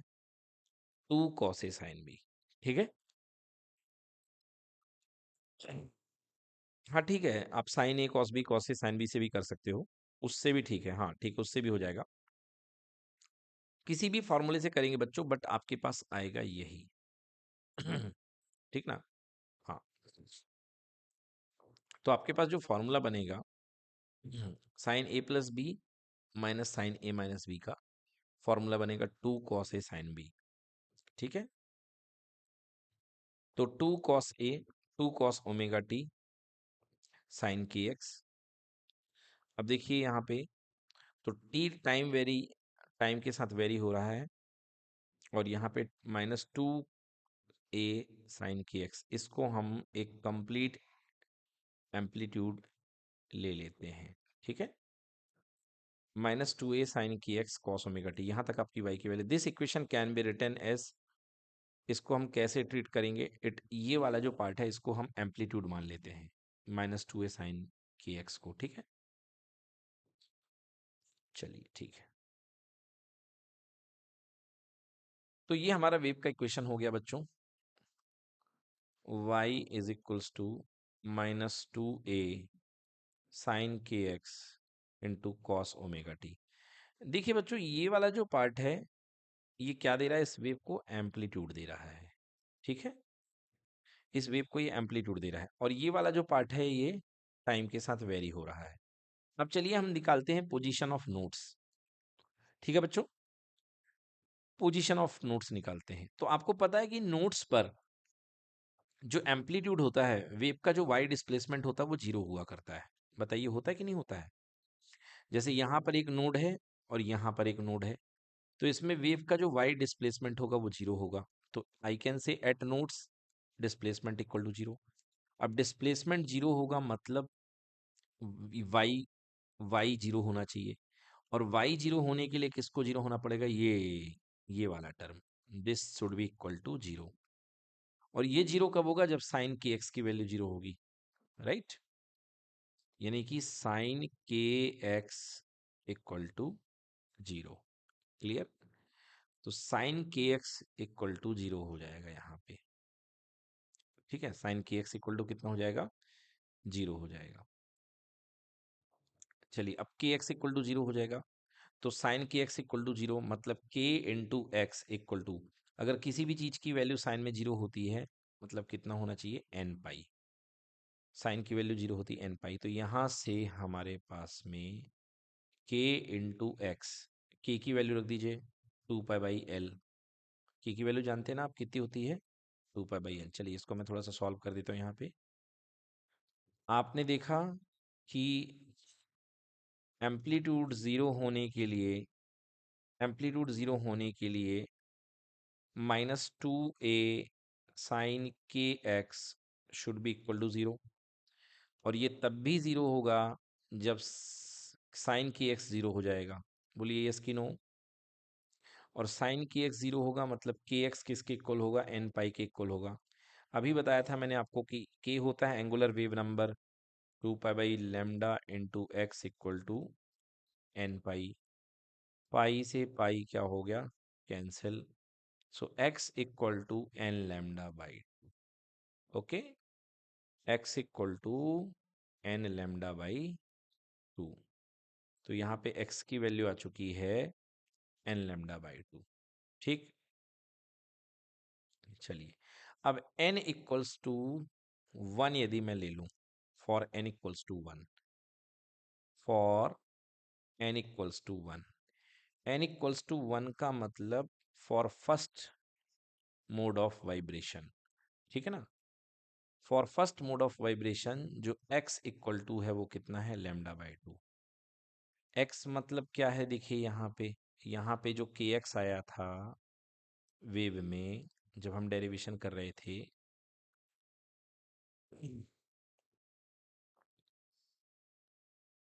हम्म, जब जो वेव का इक्वेशन हम बनाते हैं, x मतलब जिस पोजीशन पर वेव ट्रेवल करती है टाइम t पर, उसको हम x बोलते हैं, ठीक ना।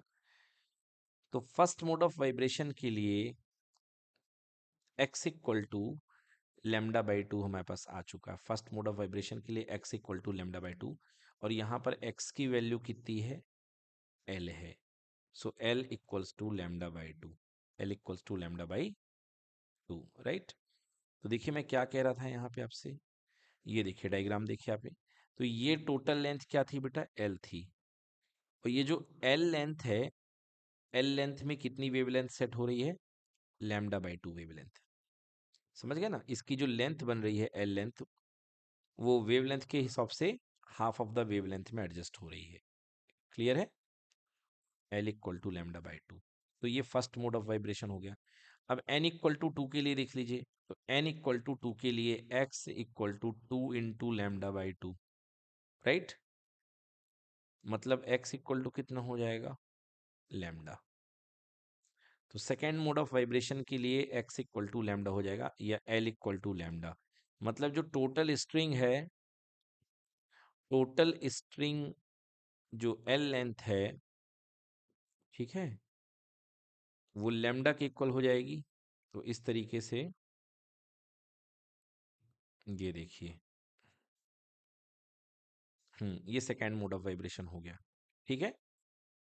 अब यहाँ पर देखिए, एक एंटी नोड ये है, एक नोड ये है, एक नोड ये है, और यहाँ पे कितने एंटी नोड बन रहे हैं, दो एंटी नोड बन रहे हैं, ठीक ना। तो जितने मोड ऑफ वाइब्रेशन होता है उतने एंटी नोड भी बना करते एक तरीके से, ठीक है। अब n इक्वल टू थ्री ले लूँ, अगर मैं n equal to three third mode of vibration की बात कर लूँ, तो यदि तीन एंटी नोड मेरे को बनाने हैं, तो देखिए मेरे को लेंथ कितनी लेनी पड़ेगी। तो यहाँ पे लेंथ कितने में एडजस्ट होगी, x equal to n lambda by two है ना, x equal to n lambda by two है। तो x की जगह three lambda by two, right. So l equals to, क्योंकि बाउंड्री तो फिक्स है अपनी x तक की, तो three lambda by two. Clear हो गया कि नहीं हो गया। तो देखिए यहाँ पे थ्री लैम्डा बाई टू मतलब यहाँ पे x इक्वल टू जीरो है, जीरो जाएगा x की वैल्यू, और यहाँ पे x equals to three lambda by two, ठीक है ना। ये टोटल लेंथ l जो है तीन पार्ट में थ्री लैम्डा बाई टू में एडजस्ट हो जाएगी। अब देखिए कितने छल्ले बनेंगे, थ्री लैम्डा बाई टू, मतलब ये देखिए एक लैम्डा बाई टू, ये दो लैम्डा बाई टू, और ये थ्री लैम्डा बाई टू। बताइए क्लियर है। ये देखिए lambda by to, lambda by to, lambda by two. तो इस तरीके से ये देखिए थर्ड, यहाँ पे थर्ड मोड ऑफ वाइब्रेशन हो गया कंप्लीट। क्लियर हो गया। तो ये जो टोटल लेंथ एल है, ये थ्री लेमडा बाई टू में एडजस्ट हो गई। एक पार्ट हो गया लेमडा बाई टू, ये भी हो गया लेमडा बाई टू, और ये भी हो गया लेमडा बाई टू। क्लियर हो गया कि नहीं हो गया। अब चलिए एन इक्वल टू फोर के लिए इसी कैलकुलेशन के लिए कर लेते हैं। तो एन इक्वल टू फोर के लिए X equal to N lambda by two हमने देखा। So X equal to four lambda by two, that is equals to two lambda. Yes, clear. मतलब x की जगह l, l equal to two lambda, मतलब पूरी length को to lambda में हम बांट देंगे, ठीक है ना। तो ये पूरी लेंथ है टू लैम्डा। देखिए ये पहला लैम्डा क्लियर हुआ, और एक और ये दूसरा लैम्डा, ठीक है। अब वेव यहाँ से टकरा करके आएगी, क्योंकि हम स्टैंडिंग वेव पढ़ रहे हैं। तो एक दो तीन चार, fourth mode of vibration. Clear बेटा। So this complete length is l, but now this length has been distribution as 2 lambda. Clear. Lambda by 2 lambda by to, lambda by to, lambda by two. Clear है बेटा? तो देखिए यहाँ पे fourth है, तो 1 2 3 4 5, कितने नोड बन रहे हैं? 5 नोड्स, 5 नोड्स। कितने नोड बन रहे हैं? 4 एंटी नोड्स। समझ में आ गया? सो बेटा ये अलग अलग केसेस में आपको अलग अलग अलग अलग लेंथ पर आपके नोड और एंटी नोड बनते जा रहे हैं। समझ में आ गया? तो आप यहाँ पे फ्रीक्वेंसी बढ़ाते जा रहे हैं, फ्रीक्वेंसी इंक्रीज होती जा रही है, ठीक है, लैम्डा छोटा होता जा रहा है। क्लियर है? हाँ। तो चलिए इसको नोट करिए। तो आपने देख ली नोड और एंटी नोड किस तरीके से बनते हैं। इसके बाद हम अलग अलग मोड ऑफ वाइब्रेशन में स्पीड ऑफ द वेव निकालते हैं। तो ये ट्रांसवर्स वेव है, तो ट्रांसवर्स वेव की स्पीड कितनी होती है? v equals to under root T by M. ठीक है ना?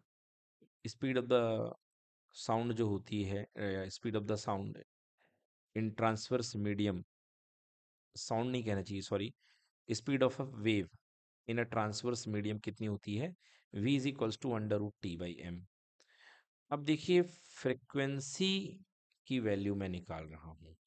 तो फ्रिक्वेंसी आप जानते हैं, अभी आपने देखा कि ट्रांसवर्स वेव की जो फ्रिक्वेंसी का फॉर्मूला होता है, जो स्पीड का फॉर्मूला होता है, हमने ऊपर डिराइव किया है। ये देखिए ट्रांसवर्स वेव की जो स्पीड है, हमने अभी थोड़ी देर पहले डिराइव करी। स्पीड ऑफ प्रोग्रेसिव वेव से स्पीड का formula v equals to nu lambda आया हमारे पास में। तो यहाँ से न्यू का फॉर्मूला कितना आ जाएगा हमारे पास में? v upon lambda. ठीक है ना?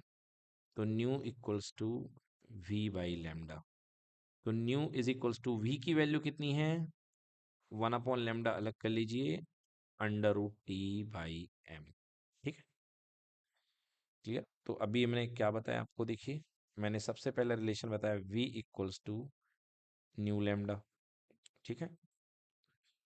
ये डेरिवेशन होता है वेवलेंथ और फ्रीक्वेंसी के बीच में। तो nu is equals to v by lambda. अब v की वैल्यू रख दीजिए। जो v की वैल्यू होती है, ट्रांसवर्स वेव की स्पीड होती है, वो होती है under root T upon m. ठीक है ना? याद रखिएगा स्मॉल m होता है, that is equal to mass per unit length, ये हुआ करता है। क्लियर? तो यदि मैं फ्रिक्वेंसी निकालूं इसके टर्म्स में, तो v मेरे पास कितना आएगा? v मेरे पास आएगा, सॉरी न्यू मेरे पास आएगा 1/λ under root T by M. बेटा ये सबसे बेसिक फ्रिक्वेंसी का फॉर्मूला है। अब हम अलग अलग केसेस में इसकी फ्रिक्वेंसी निकाल सकते हैं। ठीक है? चलिए, तो याद होगा आपको फर्स्ट मोड ऑफ वाइब्रेशन में लैम्डा इक्वल्स टू आपके पास में 2l आया था। देखिए याद कीजिए, फर्स्ट मोड ऑफ वाइब्रेशन, ये देखिए यहाँ पे l equal to lambda by two. Clear? तो यहाँ पे l equal to lambda by two है, it means lambda equal to कितना आ जाएगा? 2l आ जाएगा। बताइए आएगा कि नहीं आएगा? लैम्डा इक्वल टू 2l, है ना? तो यहाँ पे आप पुट कर सकते हैं लैम्डा इक्वल टू, यदि 2l पुट कर देंगे तो देखिए क्या आ जाएगी? पहली फ्रिक्वेंसी हमारे पास क्या आ जाएगी? First first harmonic, first harmonic v equals to, sorry nu equals to 1/2l under root T by M. ठीक है ना? ये पहला फॉर्मूला हो गया। क्लियर है? ये पहला फॉर्मूला हो गया। ठीक है ना? ये किस केस के लिए बेटा? ये इस केस के लिए है। क्लियर हो गया? यहाँ पे जो टोटल लेंथ थी वो किस में ब्रेक होती थी? लैम्डा बाई टू में। ठीक है ना? एडजस्ट होती थी। तो l equal to lambda by two, तो लैम्डा इक्वल्स टू कितना हो गया? 2l। क्लियर? सेकेंड देखिए, सेकेंड मोड ऑफ वाइब्रेशन आपने देखा था, उसमें ये जो कंप्लीट लेंथ थी l, पहले मैं वेव्स बना लेता हूँ। तो ये देखिए इस तरीके से, ठीक है ना, ये हुआ करता था। तो ये जो कंप्लीट लेंथ थी एल, इसमें क्या होता था, ये लैम्डा के इक्वल बन जाता था। ठीक है, देखिए वन वेव कंप्लीट हो रही है, तो v is equals to 1/L under root T upon m. बताइए क्लियर हुआ कि नहीं हुआ? तो ये क्या कहलाता है, मैंने गलती से v बोल दिया, सॉरी, ये न्यू है। Nu equals to 1/L under root T by m, ये कहलाता है सेकेंड हार्मोनिक। ये जो फ्रिक्वेंसी होती है बेटा, इसको हम क्या बोलते हैं, सेकेंड हार्मोनिक। और सेकेंड हार्मोनिक को ही क्या बोलते हैं, फर्स्ट ओवरटोन। First overtone. बोलिए क्लियर है कि नहीं है? हाँ, तो यदि मैं इसका नाम न्यू टू दे दूं और इसका नाम न्यू वन दे दूं, तो आप ध्यान से देखिए कि जो न्यू टू है वो 2 टाइम्स ऑफ न्यू वन के इक्वल है। जो सेकेंड फ्रिक्वेंसी आ रही है वो फर्स्ट का जस्ट डबल है। देखिए फर्स्ट की कितनी आई थी, फर्स्ट की आई थी ये वाली फ्रिक्वेंसी। क्लियर है कि नहीं क्लियर? तो जस्ट इसका डबल है कि नहीं है? बिल्कुल डबल है। तो चलिए थर्ड हार्मोनिक निकालता हूं मैं। क्या निकाल रहे हैं बच्चों हम लोग? Third harmonic.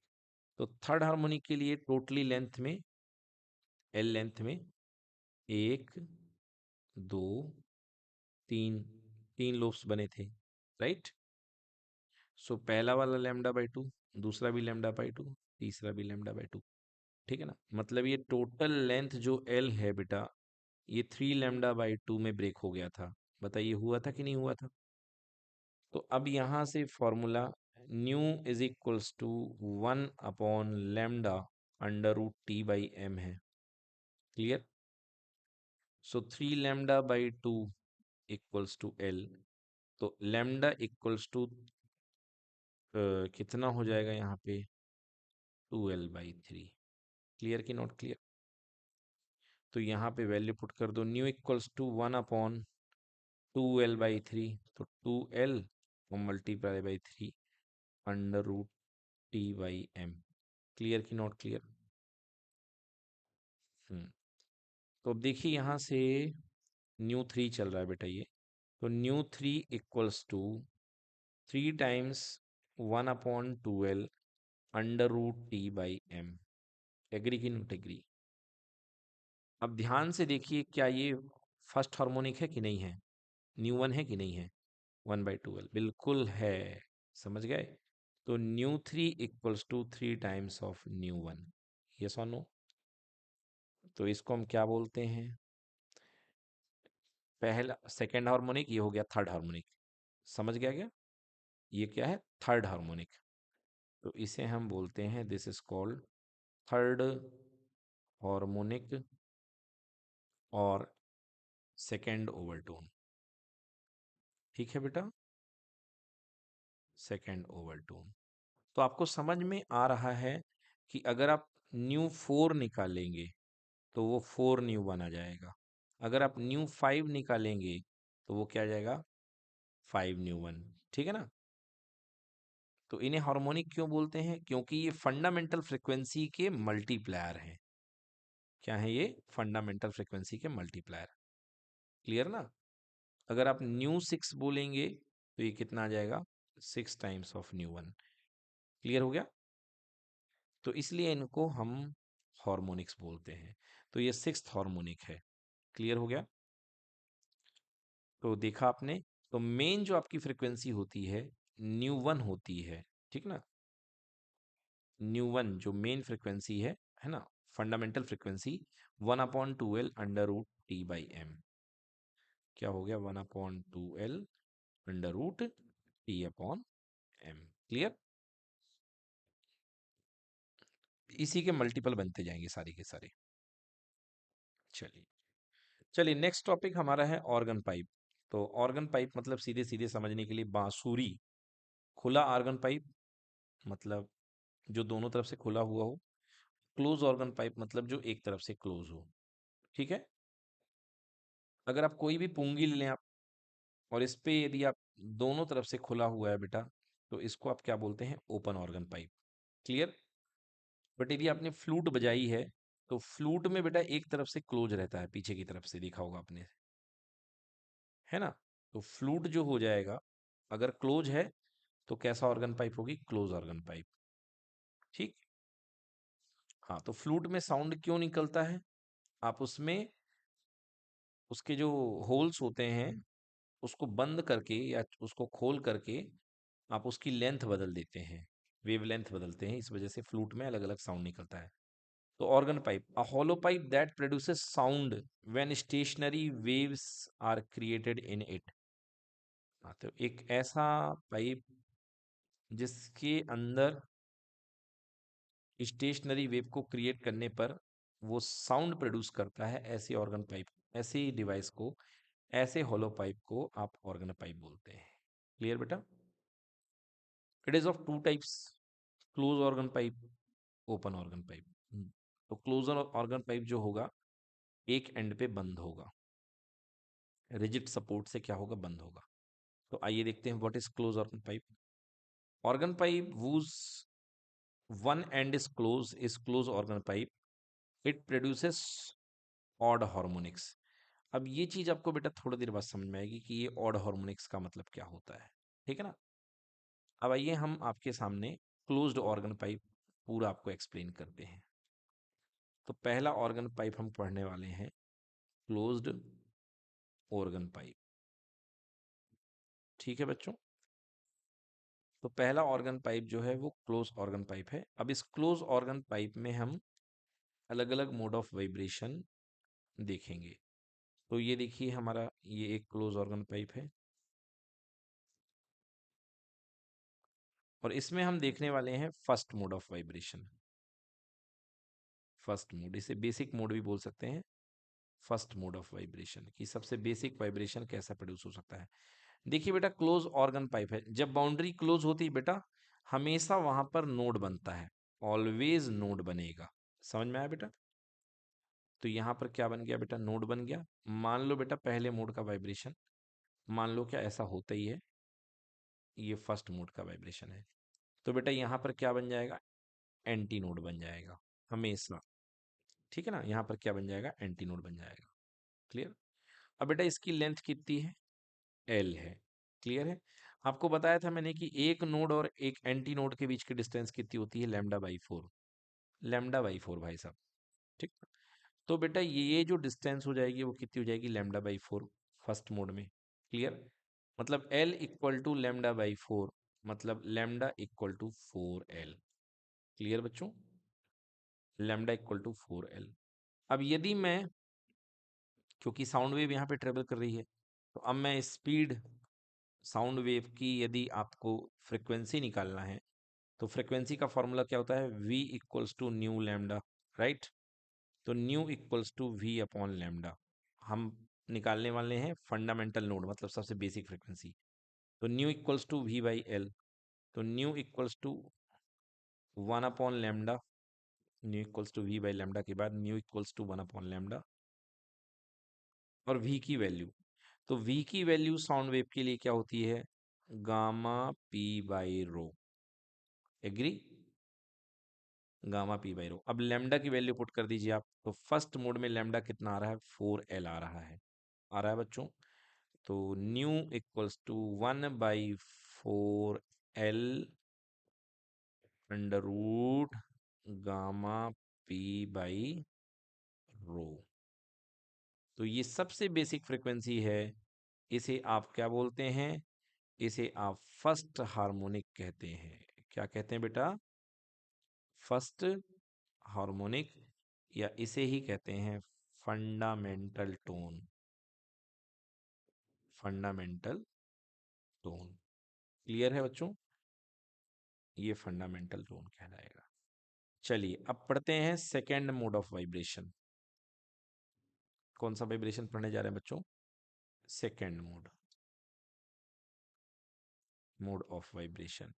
किसका वाइब्रेशन, क्लोज ऑर्गन पाइप का, है ना। तो ये एक क्लोज ऑर्गन पाइप आप ले लीजिए, कुछ ज्यादा ही बड़ा ऑर्गन पाइप बन गया है, जितना बड़ा बनाएंगे उतनी दिक्कत अपन को ही होगी। ये देखिए क्लोज ऑर्गन पाइप है। अब क्लोज ऑर्गन पाइप है मतलब यहाँ पे एंटी नोड बनेगा। इधर पे, और इधर पे क्या बनेगा, नोड बनेगा। ठीक है ना बेटा। तो देखिए अब हमको ये टोटल लेंथ हमारे पास में एल है। ठीक है, किस तरीके से देखिए वाइब्रेशन क्रिएट होंगे। यहाँ पे एंटी नोड है, ये नोड है। ठीक है, तो हमें इस तरीके से परफॉर्म करना है कि एक छल्ला पूरा यहाँ बन जाए पहले। ये लीजिए वेव रिटर्न होकर के आई, ये वाली यहाँ चली गई और ये वाली वेव यहाँ चली गई। चलिए बोली क्लियर हुआ कि नहीं हुआ। देखिए, तो एंटी नोड है। ठीक है, इधर पे भी एंटी नोड है और ये नोड है। चलिए देखिए, ठीक है ना। दो नोड हो गए, दो एंटी नोड हो गए। अब हमारे पास देखिए ये जो डिस्टेंस होती है बेटा, ये कितनी होती है, λ/2। को पता है दो नोड के बीच की डिस्टेंस। और ये कितनी होती है, λ/4। क्लियर। तो टोटल ऐड कर देंगे तो कितना आ जाएगा, 3 λ/4। 3 λ/4 है ना। मतलब total length L equal to 3 λ/4। मतलब वेवलेंथ कितनी बन गई अपने पास यहाँ पे, 4L/3। ठीक है। नाउ फिर से वही फ्रीक्वेंसी, v इक्वल्स टू होता है nu lambda. So nu equals to v/λ। So nu equals to 1/λ। v की वैल्यू √γ p/ρ, γ p/ρ। क्लियर। अब लैम्डा की वैल्यू आप पुट कर दें। So nu equals to, nu कौन सा निकाल रहे हैं हम लोग, सेकेंड वाला, है ना। तो कितना आ जाएगा बेटा, 1/4L/3, sorry 1/4L/3 √γ p/ρ। Clear. तो न्यू 2 इक्वल्स टू 3 ऊपर आ जाएगा, 1/4L √γ p/ρ। आया कि नहीं आया। So nu 2 equals to second frequency equals to 3 times of first frequency. हो रहा है कि नहीं हो रहा है। मतलब यहाँ पर ये जो हमारे पास में सेकेंड हार्मोनिक आया है, हम्म ये क्या है, थर्ड है किसका, फर्स्ट ओवरटोन का। ठीक है ना। हम्म, ठीक है ना। तो ये जो है, सॉरी ये इसका फ्रीक्वेंसी ट्रिपल है ना। तो इसलिए जो सेकंड मोड ऑफ वाइब्रेशन में पहला फर्स्ट हार्मोनिक निकला था, ठीक है ना, इसी को फंडामेंटल नोट कहते थे। इसी को क्या बोलते थे, फंडामेंटल नोट, है ना। ये इसका 3 टाइम्स आ रहा है। ठीक है ना। 3 मतलब थर्ड हार्मोनिक आ रहा है। क्लियर हो गया कि नहीं हो गया। 3 मतलब थर्ड हार्मोनिक आ रहा है। क्लियर हो गया। हम्म थर्ड हार्मोनिक है, और सेकेंड फ्रिक्वेंसी मतलब first overtone. First overtone equals to third harmonic. कुछ पल्ले पड़ रहा है कि नहीं पड़ रहा बच्चों। हाँ। अब देखो, ये मैंने शुरू में बोला था यहाँ पे कि ये केवल ऑड हार्मोनिक प्रोड्यूस करता है कि नहीं करता है। हाँ, तो यही चीज समझ में आ रही है। देखिए आपने जो सेकंड ओवरटोन निकाला है, सॉरी जो फर्स्ट ओवरटोन निकाला है, वो थर्ड हार्मोनिक आया है। ये फर्स्ट ओवरटोन है। और जो सेकंड ओवरटोन आएगा वो फिफ्थ हार्मोनिक आएगा। कौन सा आएगा, फिफ्थ हार्मोनिक। क्लियर। तो थर्ड मोड ऑफ वाइब्रेशन में जो हार्मोनिक आएगा वो फिफ्थ हार्मोनिक आएगा। चलिए तो ये देखिए, सो this is the third harmonic और फर्स्ट ओवरटोन। दूसरी फ्रीक्वेंसी बेटा हमेशा फर्स्ट ओवरटोन होती है। देखिए second third mode of vibration, तो 1 2 3 छल्ले ये और एक बाहर। क्लियर। तो देखिए लैम्डा/2, लैम्डा/2, लैम्डा/2 प्लस लैम्डा/4। क्लियर। कितना हो गया, 5 λ/4। हो गया कि नहीं हुआ? समझ पाए कि नहीं समझ पाए आप? तो बच्चों 5 λ/4 हो गया। तो अब इस तरीके से फिर वैल्यू पुट करेंगे तो आप यहाँ पे देखिए कितना आ रहा है। यहाँ पे आपके पास आ रहा है, कौन सा मोड कर रहे हैं हम लोग, थर्ड मोड कर रहे हैं। तो जो थर्ड फ्रिक्वेंसी आ रही है वो फर्स्ट का 5th टाइम्स आ रही है, तो इसको हम क्या बोलेंगे, 5th हार्मोनिक। और कौन सा ओवरटोन है, सेकेंड ओवरटोन। क्लियर? हाँ, तो इसी तरीके से आप देख रहे हैं कि जो आ रहा है, हमेशा जिस फ्रिक्वेंसी की बात करते हैं, जिस मोड की बात करते हैं, उससे एक कम आ रहा है। ठीक है ना? तो देखिए यहाँ पे for nth mode of vibration, यहाँ पे कौन सा मोड चल रहा था, थर्ड मोड है ना। तो थर्ड मोड में क्या आ रहा, 5 आ रहा है। तो थर्ड मोड में वाइब्रेशन में क्या आ रहा है, 5 आ रहा है। तो क्या मैं 5 को 2 × 3 - 1 नहीं लिख सकता हूँ? तो अगर मैं nth की बात करूंगा तो nth मोड में क्या आएगा, 2n - 1। तो देखिए जो फ्रिक्वेंसी बनेगी बेटा nth मोड के लिए, Vn = 2n - 1 × V/4L। क्लियर की नॉट क्लियर? चलिए अब देखिए पढ़ते हैं बच्चों हम ओपन ऑर्गन पाइप। तो an organ pipe which whose both end are open is called open organ pipe. It produces all harmonics. याद रखिएगा close organ pipe odd harmonic produce करता है, जिसमें आपने देख लिया है।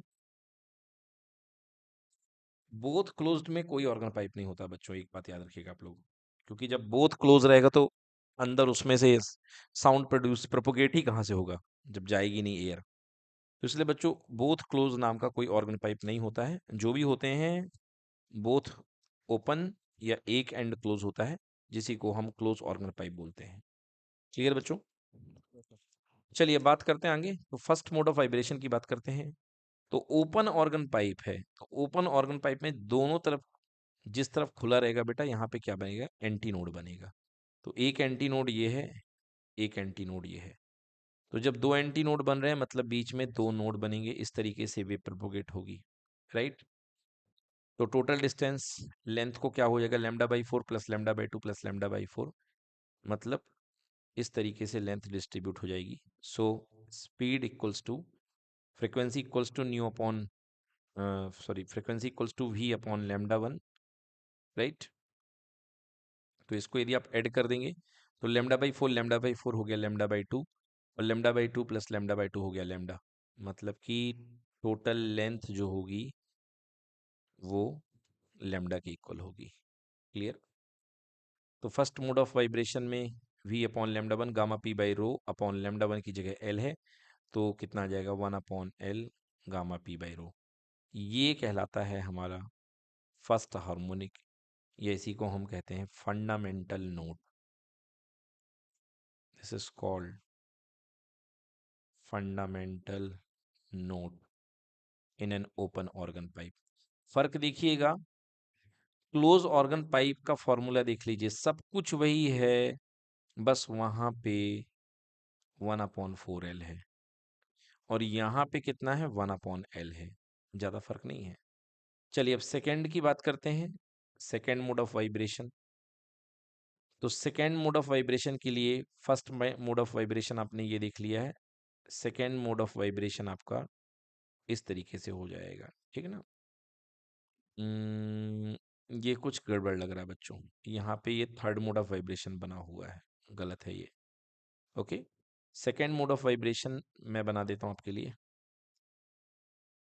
ये देखिए ये ओपन ऑर्गन पाइप है एल लेंथ का,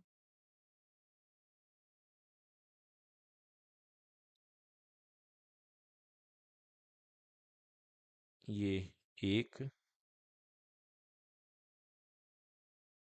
ये दो,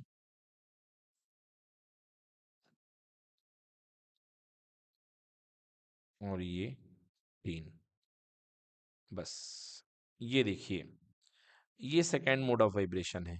मतलब सेकेंड मोड मतलब एक तरीके से दो कंप्लीट लोब, जितने मोड होता है उसमें एक्चुअली उतने कंप्लीट लोब हुआ करते हैं।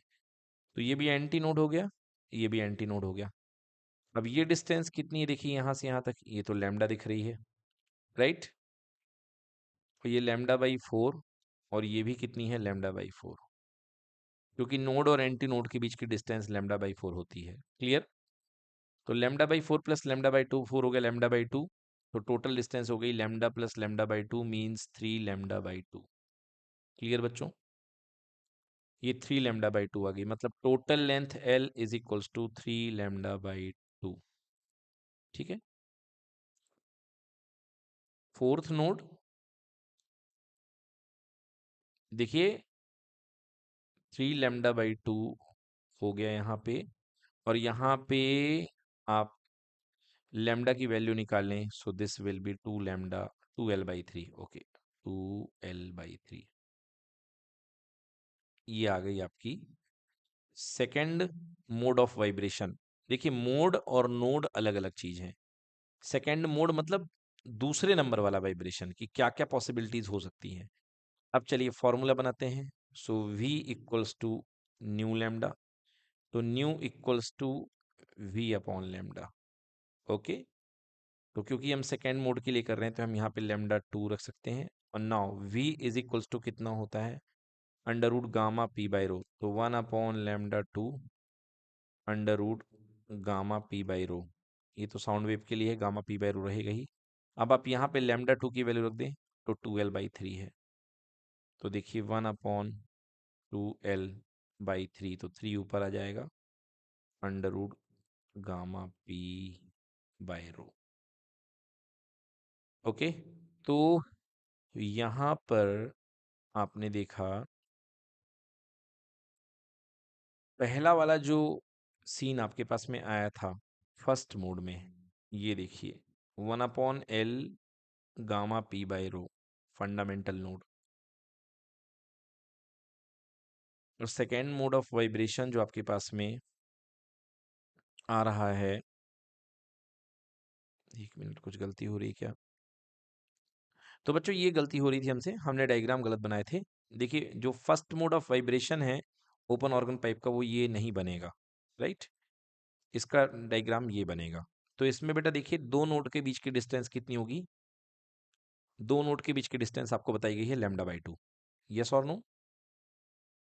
तो देखिए यहाँ पे जो डिस्टेंस है लैम्डा बाई 2, किस में एडजस्ट होगी, एल में। तो लैम्डा इक्वल टू कितना आ जाएगा, 2L। Clear. Now frequency nu equals to कितना होता है, V अपॉन लैम्डा, मतलब कितने हो जाएगी, V/2L। क्लियर। तो ये देखिए फ्रीक्वेंसी V/2L हो जाएगी। अब आप चाहें तो V की वैल्यू ऐसे लिख सकते हैं, 1/2L under root gamma P by rho. इससे कोई खास फर्क पड़ने वाला नहीं है। ठीक है।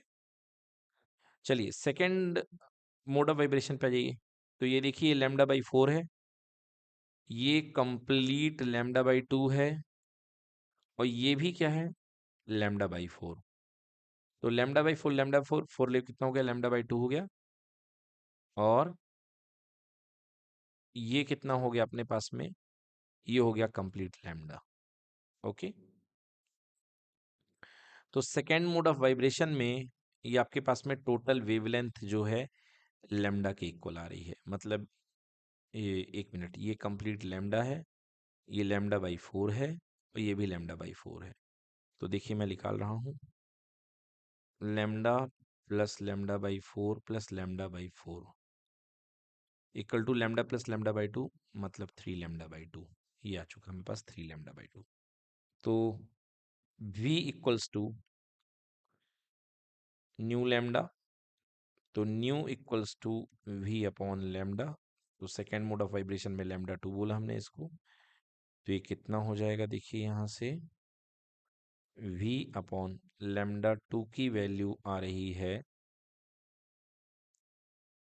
3, यहाँ से L equal to 3 lambda by 2, तो lambda equal to 2L/3, 2L/3, तो 3 ऊपर चला जाएगा। तो देखिए जो सेकेंड फ्रिक्वेंसी आ रही है वो 3 टाइम्स ऑफ न्यू वन आ रही है। बिल्कुल सही है कि गलत है क्या, second frequency equals to 3 times of nu one आनी चाहिए, 3 लैम्डा बाई 2। कुछ गड़बड़ी कर दी हमने फिर।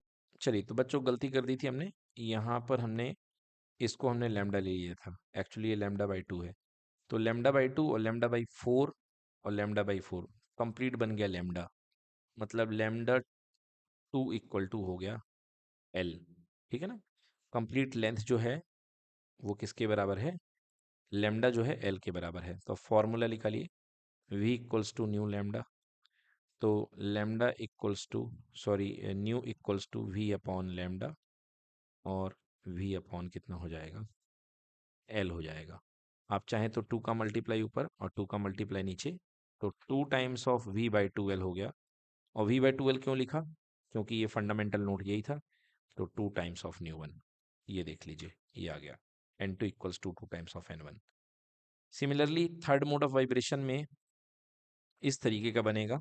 जो यहाँ पे सेकेंड मोड गलती से लिख दिया गया है वो एक्चुअली थर्ड मोड है ना। तो थर्ड मोड में आपके पास में बन जाएगा कितना, 3n1। तो यहाँ पर आपका क्लोज और ओपन ऑर्गन पाइप फिनिश होता है। एक बार बच्चों फिर से समझ लीजिए, ये आपके पास में ओपन ऑर्गन पाइप है। ओपन ऑर्गन पाइप में ये जो पहला आपको दिख रहा है ये फर्स्ट मोड ऑफ वाइब्रेशन है, ये जो सेकंड दिख रहा है ये सेकंड मोड ऑफ वाइब्रेशन है, और ये थर्ड वाला थर्ड मोड ऑफ वाइब्रेशन है। ठीक है ना। तो आपको 3 फ्रीक्वेंसी निकाल करके दिखानी है, जिसको आप न्यू वन या n1 बोलते हैं, n1 n2 n3। तो एटलीस्ट 3 फ्रीक्वेंसी आपको निकाल करके दिखानी है। क्लियर। अब इसमें रिजल्ट में ये आ रहा है कि ओपन ऑर्गन पाइप में ऑल हार्मोनिक्स मिला करते हैं। मतलब जैसे पहली फ्रीक्वेंसी n1 है, तो दूसरी फ्रीक्वेंसी n2 जो मिलेगी या न्यू टू जो मिलेगी that is equal to 2 nu one या 2n1। ओके, फिलहाल n ले रहे हैं तो n चलने दीजिए। And n3 equal to 3n1, right. But in the case of close organ pipe, ये देखिए क्या हो रहा है। In the case of close organ pipe, n1 आपने निकाल लिया v upon nu upon 4l, sorry v upon 4l। तो जो n2 आ रही है वो 3 टाइम्स है, यानी कि ऑड हार्मोनिक है। और जो n3 आ रहा है वो फिफ्थ हार्मोनिक है, राइट। और ये देखिए, ये हैं आपके 3 केसेस। आपके किसके केसेस हैं ये, क्लोज ऑर्गन पाइप के। क्लियर हो गया। तो बस बेसिकली आपको 2 काम करने हैं, एक ओपन ऑर्गन पाइप का और एक क्लोज ऑर्गन पाइप का। आपको 2 केसेस में इनकी फ्रीक्वेंसी फाइंड करनी है। ठीक है। अच्छा, एक चीज और बच्चों, मेन जो फॉर्मूला होता है फ्रीक्वेंसी फाइंड करने के लिए, याद रखिएगा, v equals to nu lambda होता है। न्यू लिखने की असुविधा से बचने के लिए कहीं कहीं पर v equals to n lambda का भी यूज किया जाता है। N is called frequency. तो n equal to v upon lambda आपको हमेशा यूज करना है, और लैम्डा की वैल्यू आपको एडजस्ट करके रखनी है। Okay. First mode of vibration में लैम्डा इक्वल टू लैम्डा 1 होता है, सेकेंड मोड में लैम्डा 2 होता है, थर्ड मोड में लैम्डा 3 होता है। और इस लैम्डा की वैल्यू आपको कंप्लीट लेंथ के टर्म में बना करके रखनी है। हर बार यही काम करना है। क्लियर हो गया। और आप अलग अलग फ्रीक्वेंसी निकालते जाएंगे। डन। तो बच्चों आपने क्या देखा, हमने आज की क्लास में देखा कि क्लोज्ड ऑर्गन पाइप के लिए जो nth हार्मोनिक, ये जो फ्रीक्वेंसी निकलती है न्यू n, वो कितनी होती थी, 2n minus 1 times of fundamental frequency. Okay, इसी को फंडामेंटल नोट कहते थे। और ओपन ऑर्गन पाइप के लिए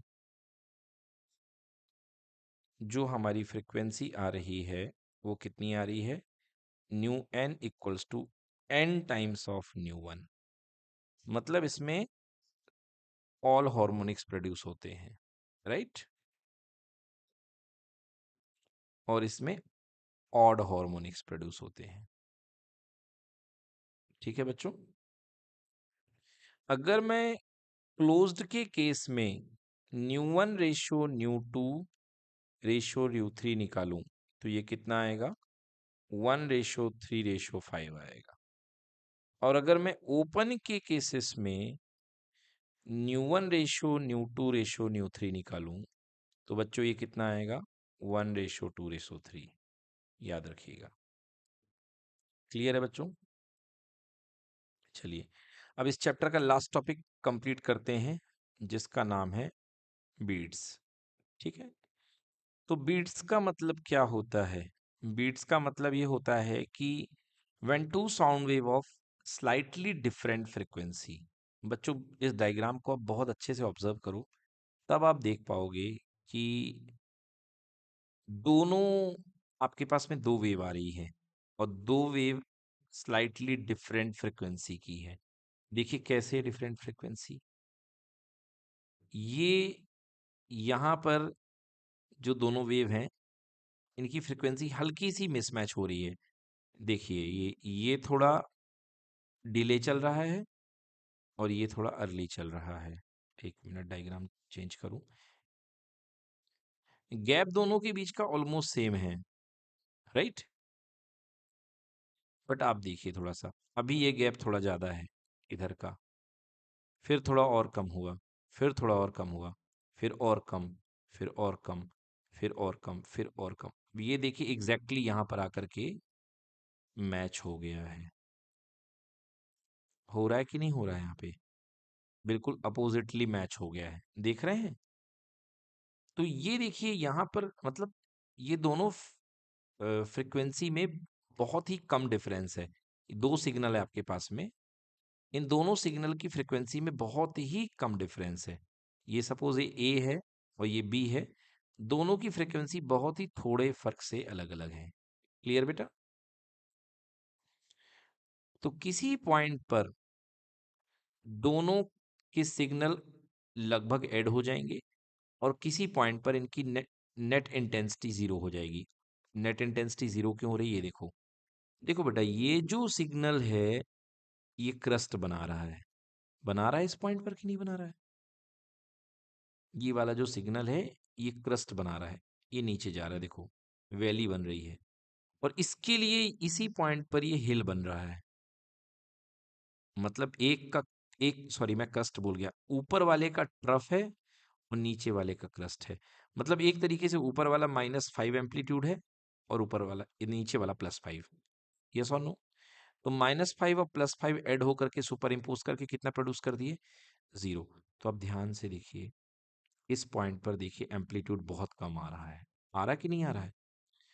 और फिर ऐसे फ्रिक्वेंसी हल्की सी चेंज है तो थोड़े थोड़े स्लाइटली वेरिएशन होते होते देखो इसी में यहाँ पर भी क्रस्ट है और उसके कॉरस्पॉन्डिंगली इधर भी क्रस्ट है कि नहीं है?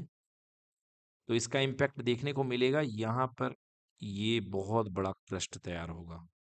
होगा कि नहीं होगा? जानते हैं क्या है? जब आप स्कूल में कभी राष्ट्रगान या नेशनल एंथम गाते हैं तो आपने देखा होगा कि एक लाइन थोड़ा आगे चल रही है और एक लाइन 2 शब्द या 3 शब्द पीछे चल रही है। राइट और रॉन्ग? अगर कभी बिगड़ गया हो, ट्यून ना हुए हो तो फिर लास्ट में आ करके वो फ्रिक्वेंसी मैच करा लेते हैं और जो साउंड बनता है जया हे जया हे जया हे, उस पे वो बिल्कुल मैच कर जाते हैं। राइट? तो उस पे वो लाउड साउंड प्रोड्यूस होता है। तो फ्रिक्वेंसी के डिफरेंस के कारण कुछ जगह पर एम्पलीट्यूड राइज हो जाता है, कुछ जगह पर फॉल हो जाता है। इस इवेंट को क्या बोलते हैं? Beats. Right? So when two sound wave of slightly different frequency superimpose with each other, then as a result, sound at any point rises and fall. This variation of intensity of sound is called beats. Clear हो गया बेटा? तो आपके syllabus में केवल beats की definition है और बीट्स फ्रिक्वेंसी का फॉर्मूला लिख लें, that is equals to F1 minus F2। Frequency को सब्ट्रैक्ट कर दीजिए। क्लियर हो गया? F1 माइनस F2 ये हो गया बीट फ्रिक्वेंसी का फॉर्मूला। डॉपलर इफेक्ट सिलेबस से हट चुका है तो पढ़ने का कोई मतलब नहीं है। ओके, तो ये आपका चैप्टर यहाँ पे खत्म हो गया। इसमें यदि सबसे ज़्यादा इंपॉर्टेंट मैं बात करूँ इस चैप्टर में तो देखिए सबसे ज़्यादा इंपॉर्टेंट इस चैप्टर में है, नंबर 1 है wave equation. Okay, y equals to a sin omega t minus के एक्स। के एक्स बहुत इंपॉर्टेंट है। दूसरे नंबर पे इसमें स्पीड ऑफ साउंड का फॉर्मूला न्यूटन्स फॉर्मूला, जो कि बहुत इंपॉर्टेंट है। तीसरे में न्यूटन्स फॉर्मूले के बाद लाप्लास करेक्शन इंपॉर्टेंट है। Then fourth, speed of sound, speed of sound in progressive wave v equals to nu lambda. Clear? Then fifth, equation of standing wave, standing wave, वही दो वेव आती है इधर से लौटती है, उनको ऐड करके जो इक्वेशन बनता है, इक्वेशन ऑफ स्टैंडिंग वेव। ठीक है? फिर open organ pipe and close organ pipe. ठीक है बच्चों? हाँ, तो ये चीजें आपको इस चैप्टर में बननी चाहिए और इसके साथ ये चैप्टर क्लोज होता है।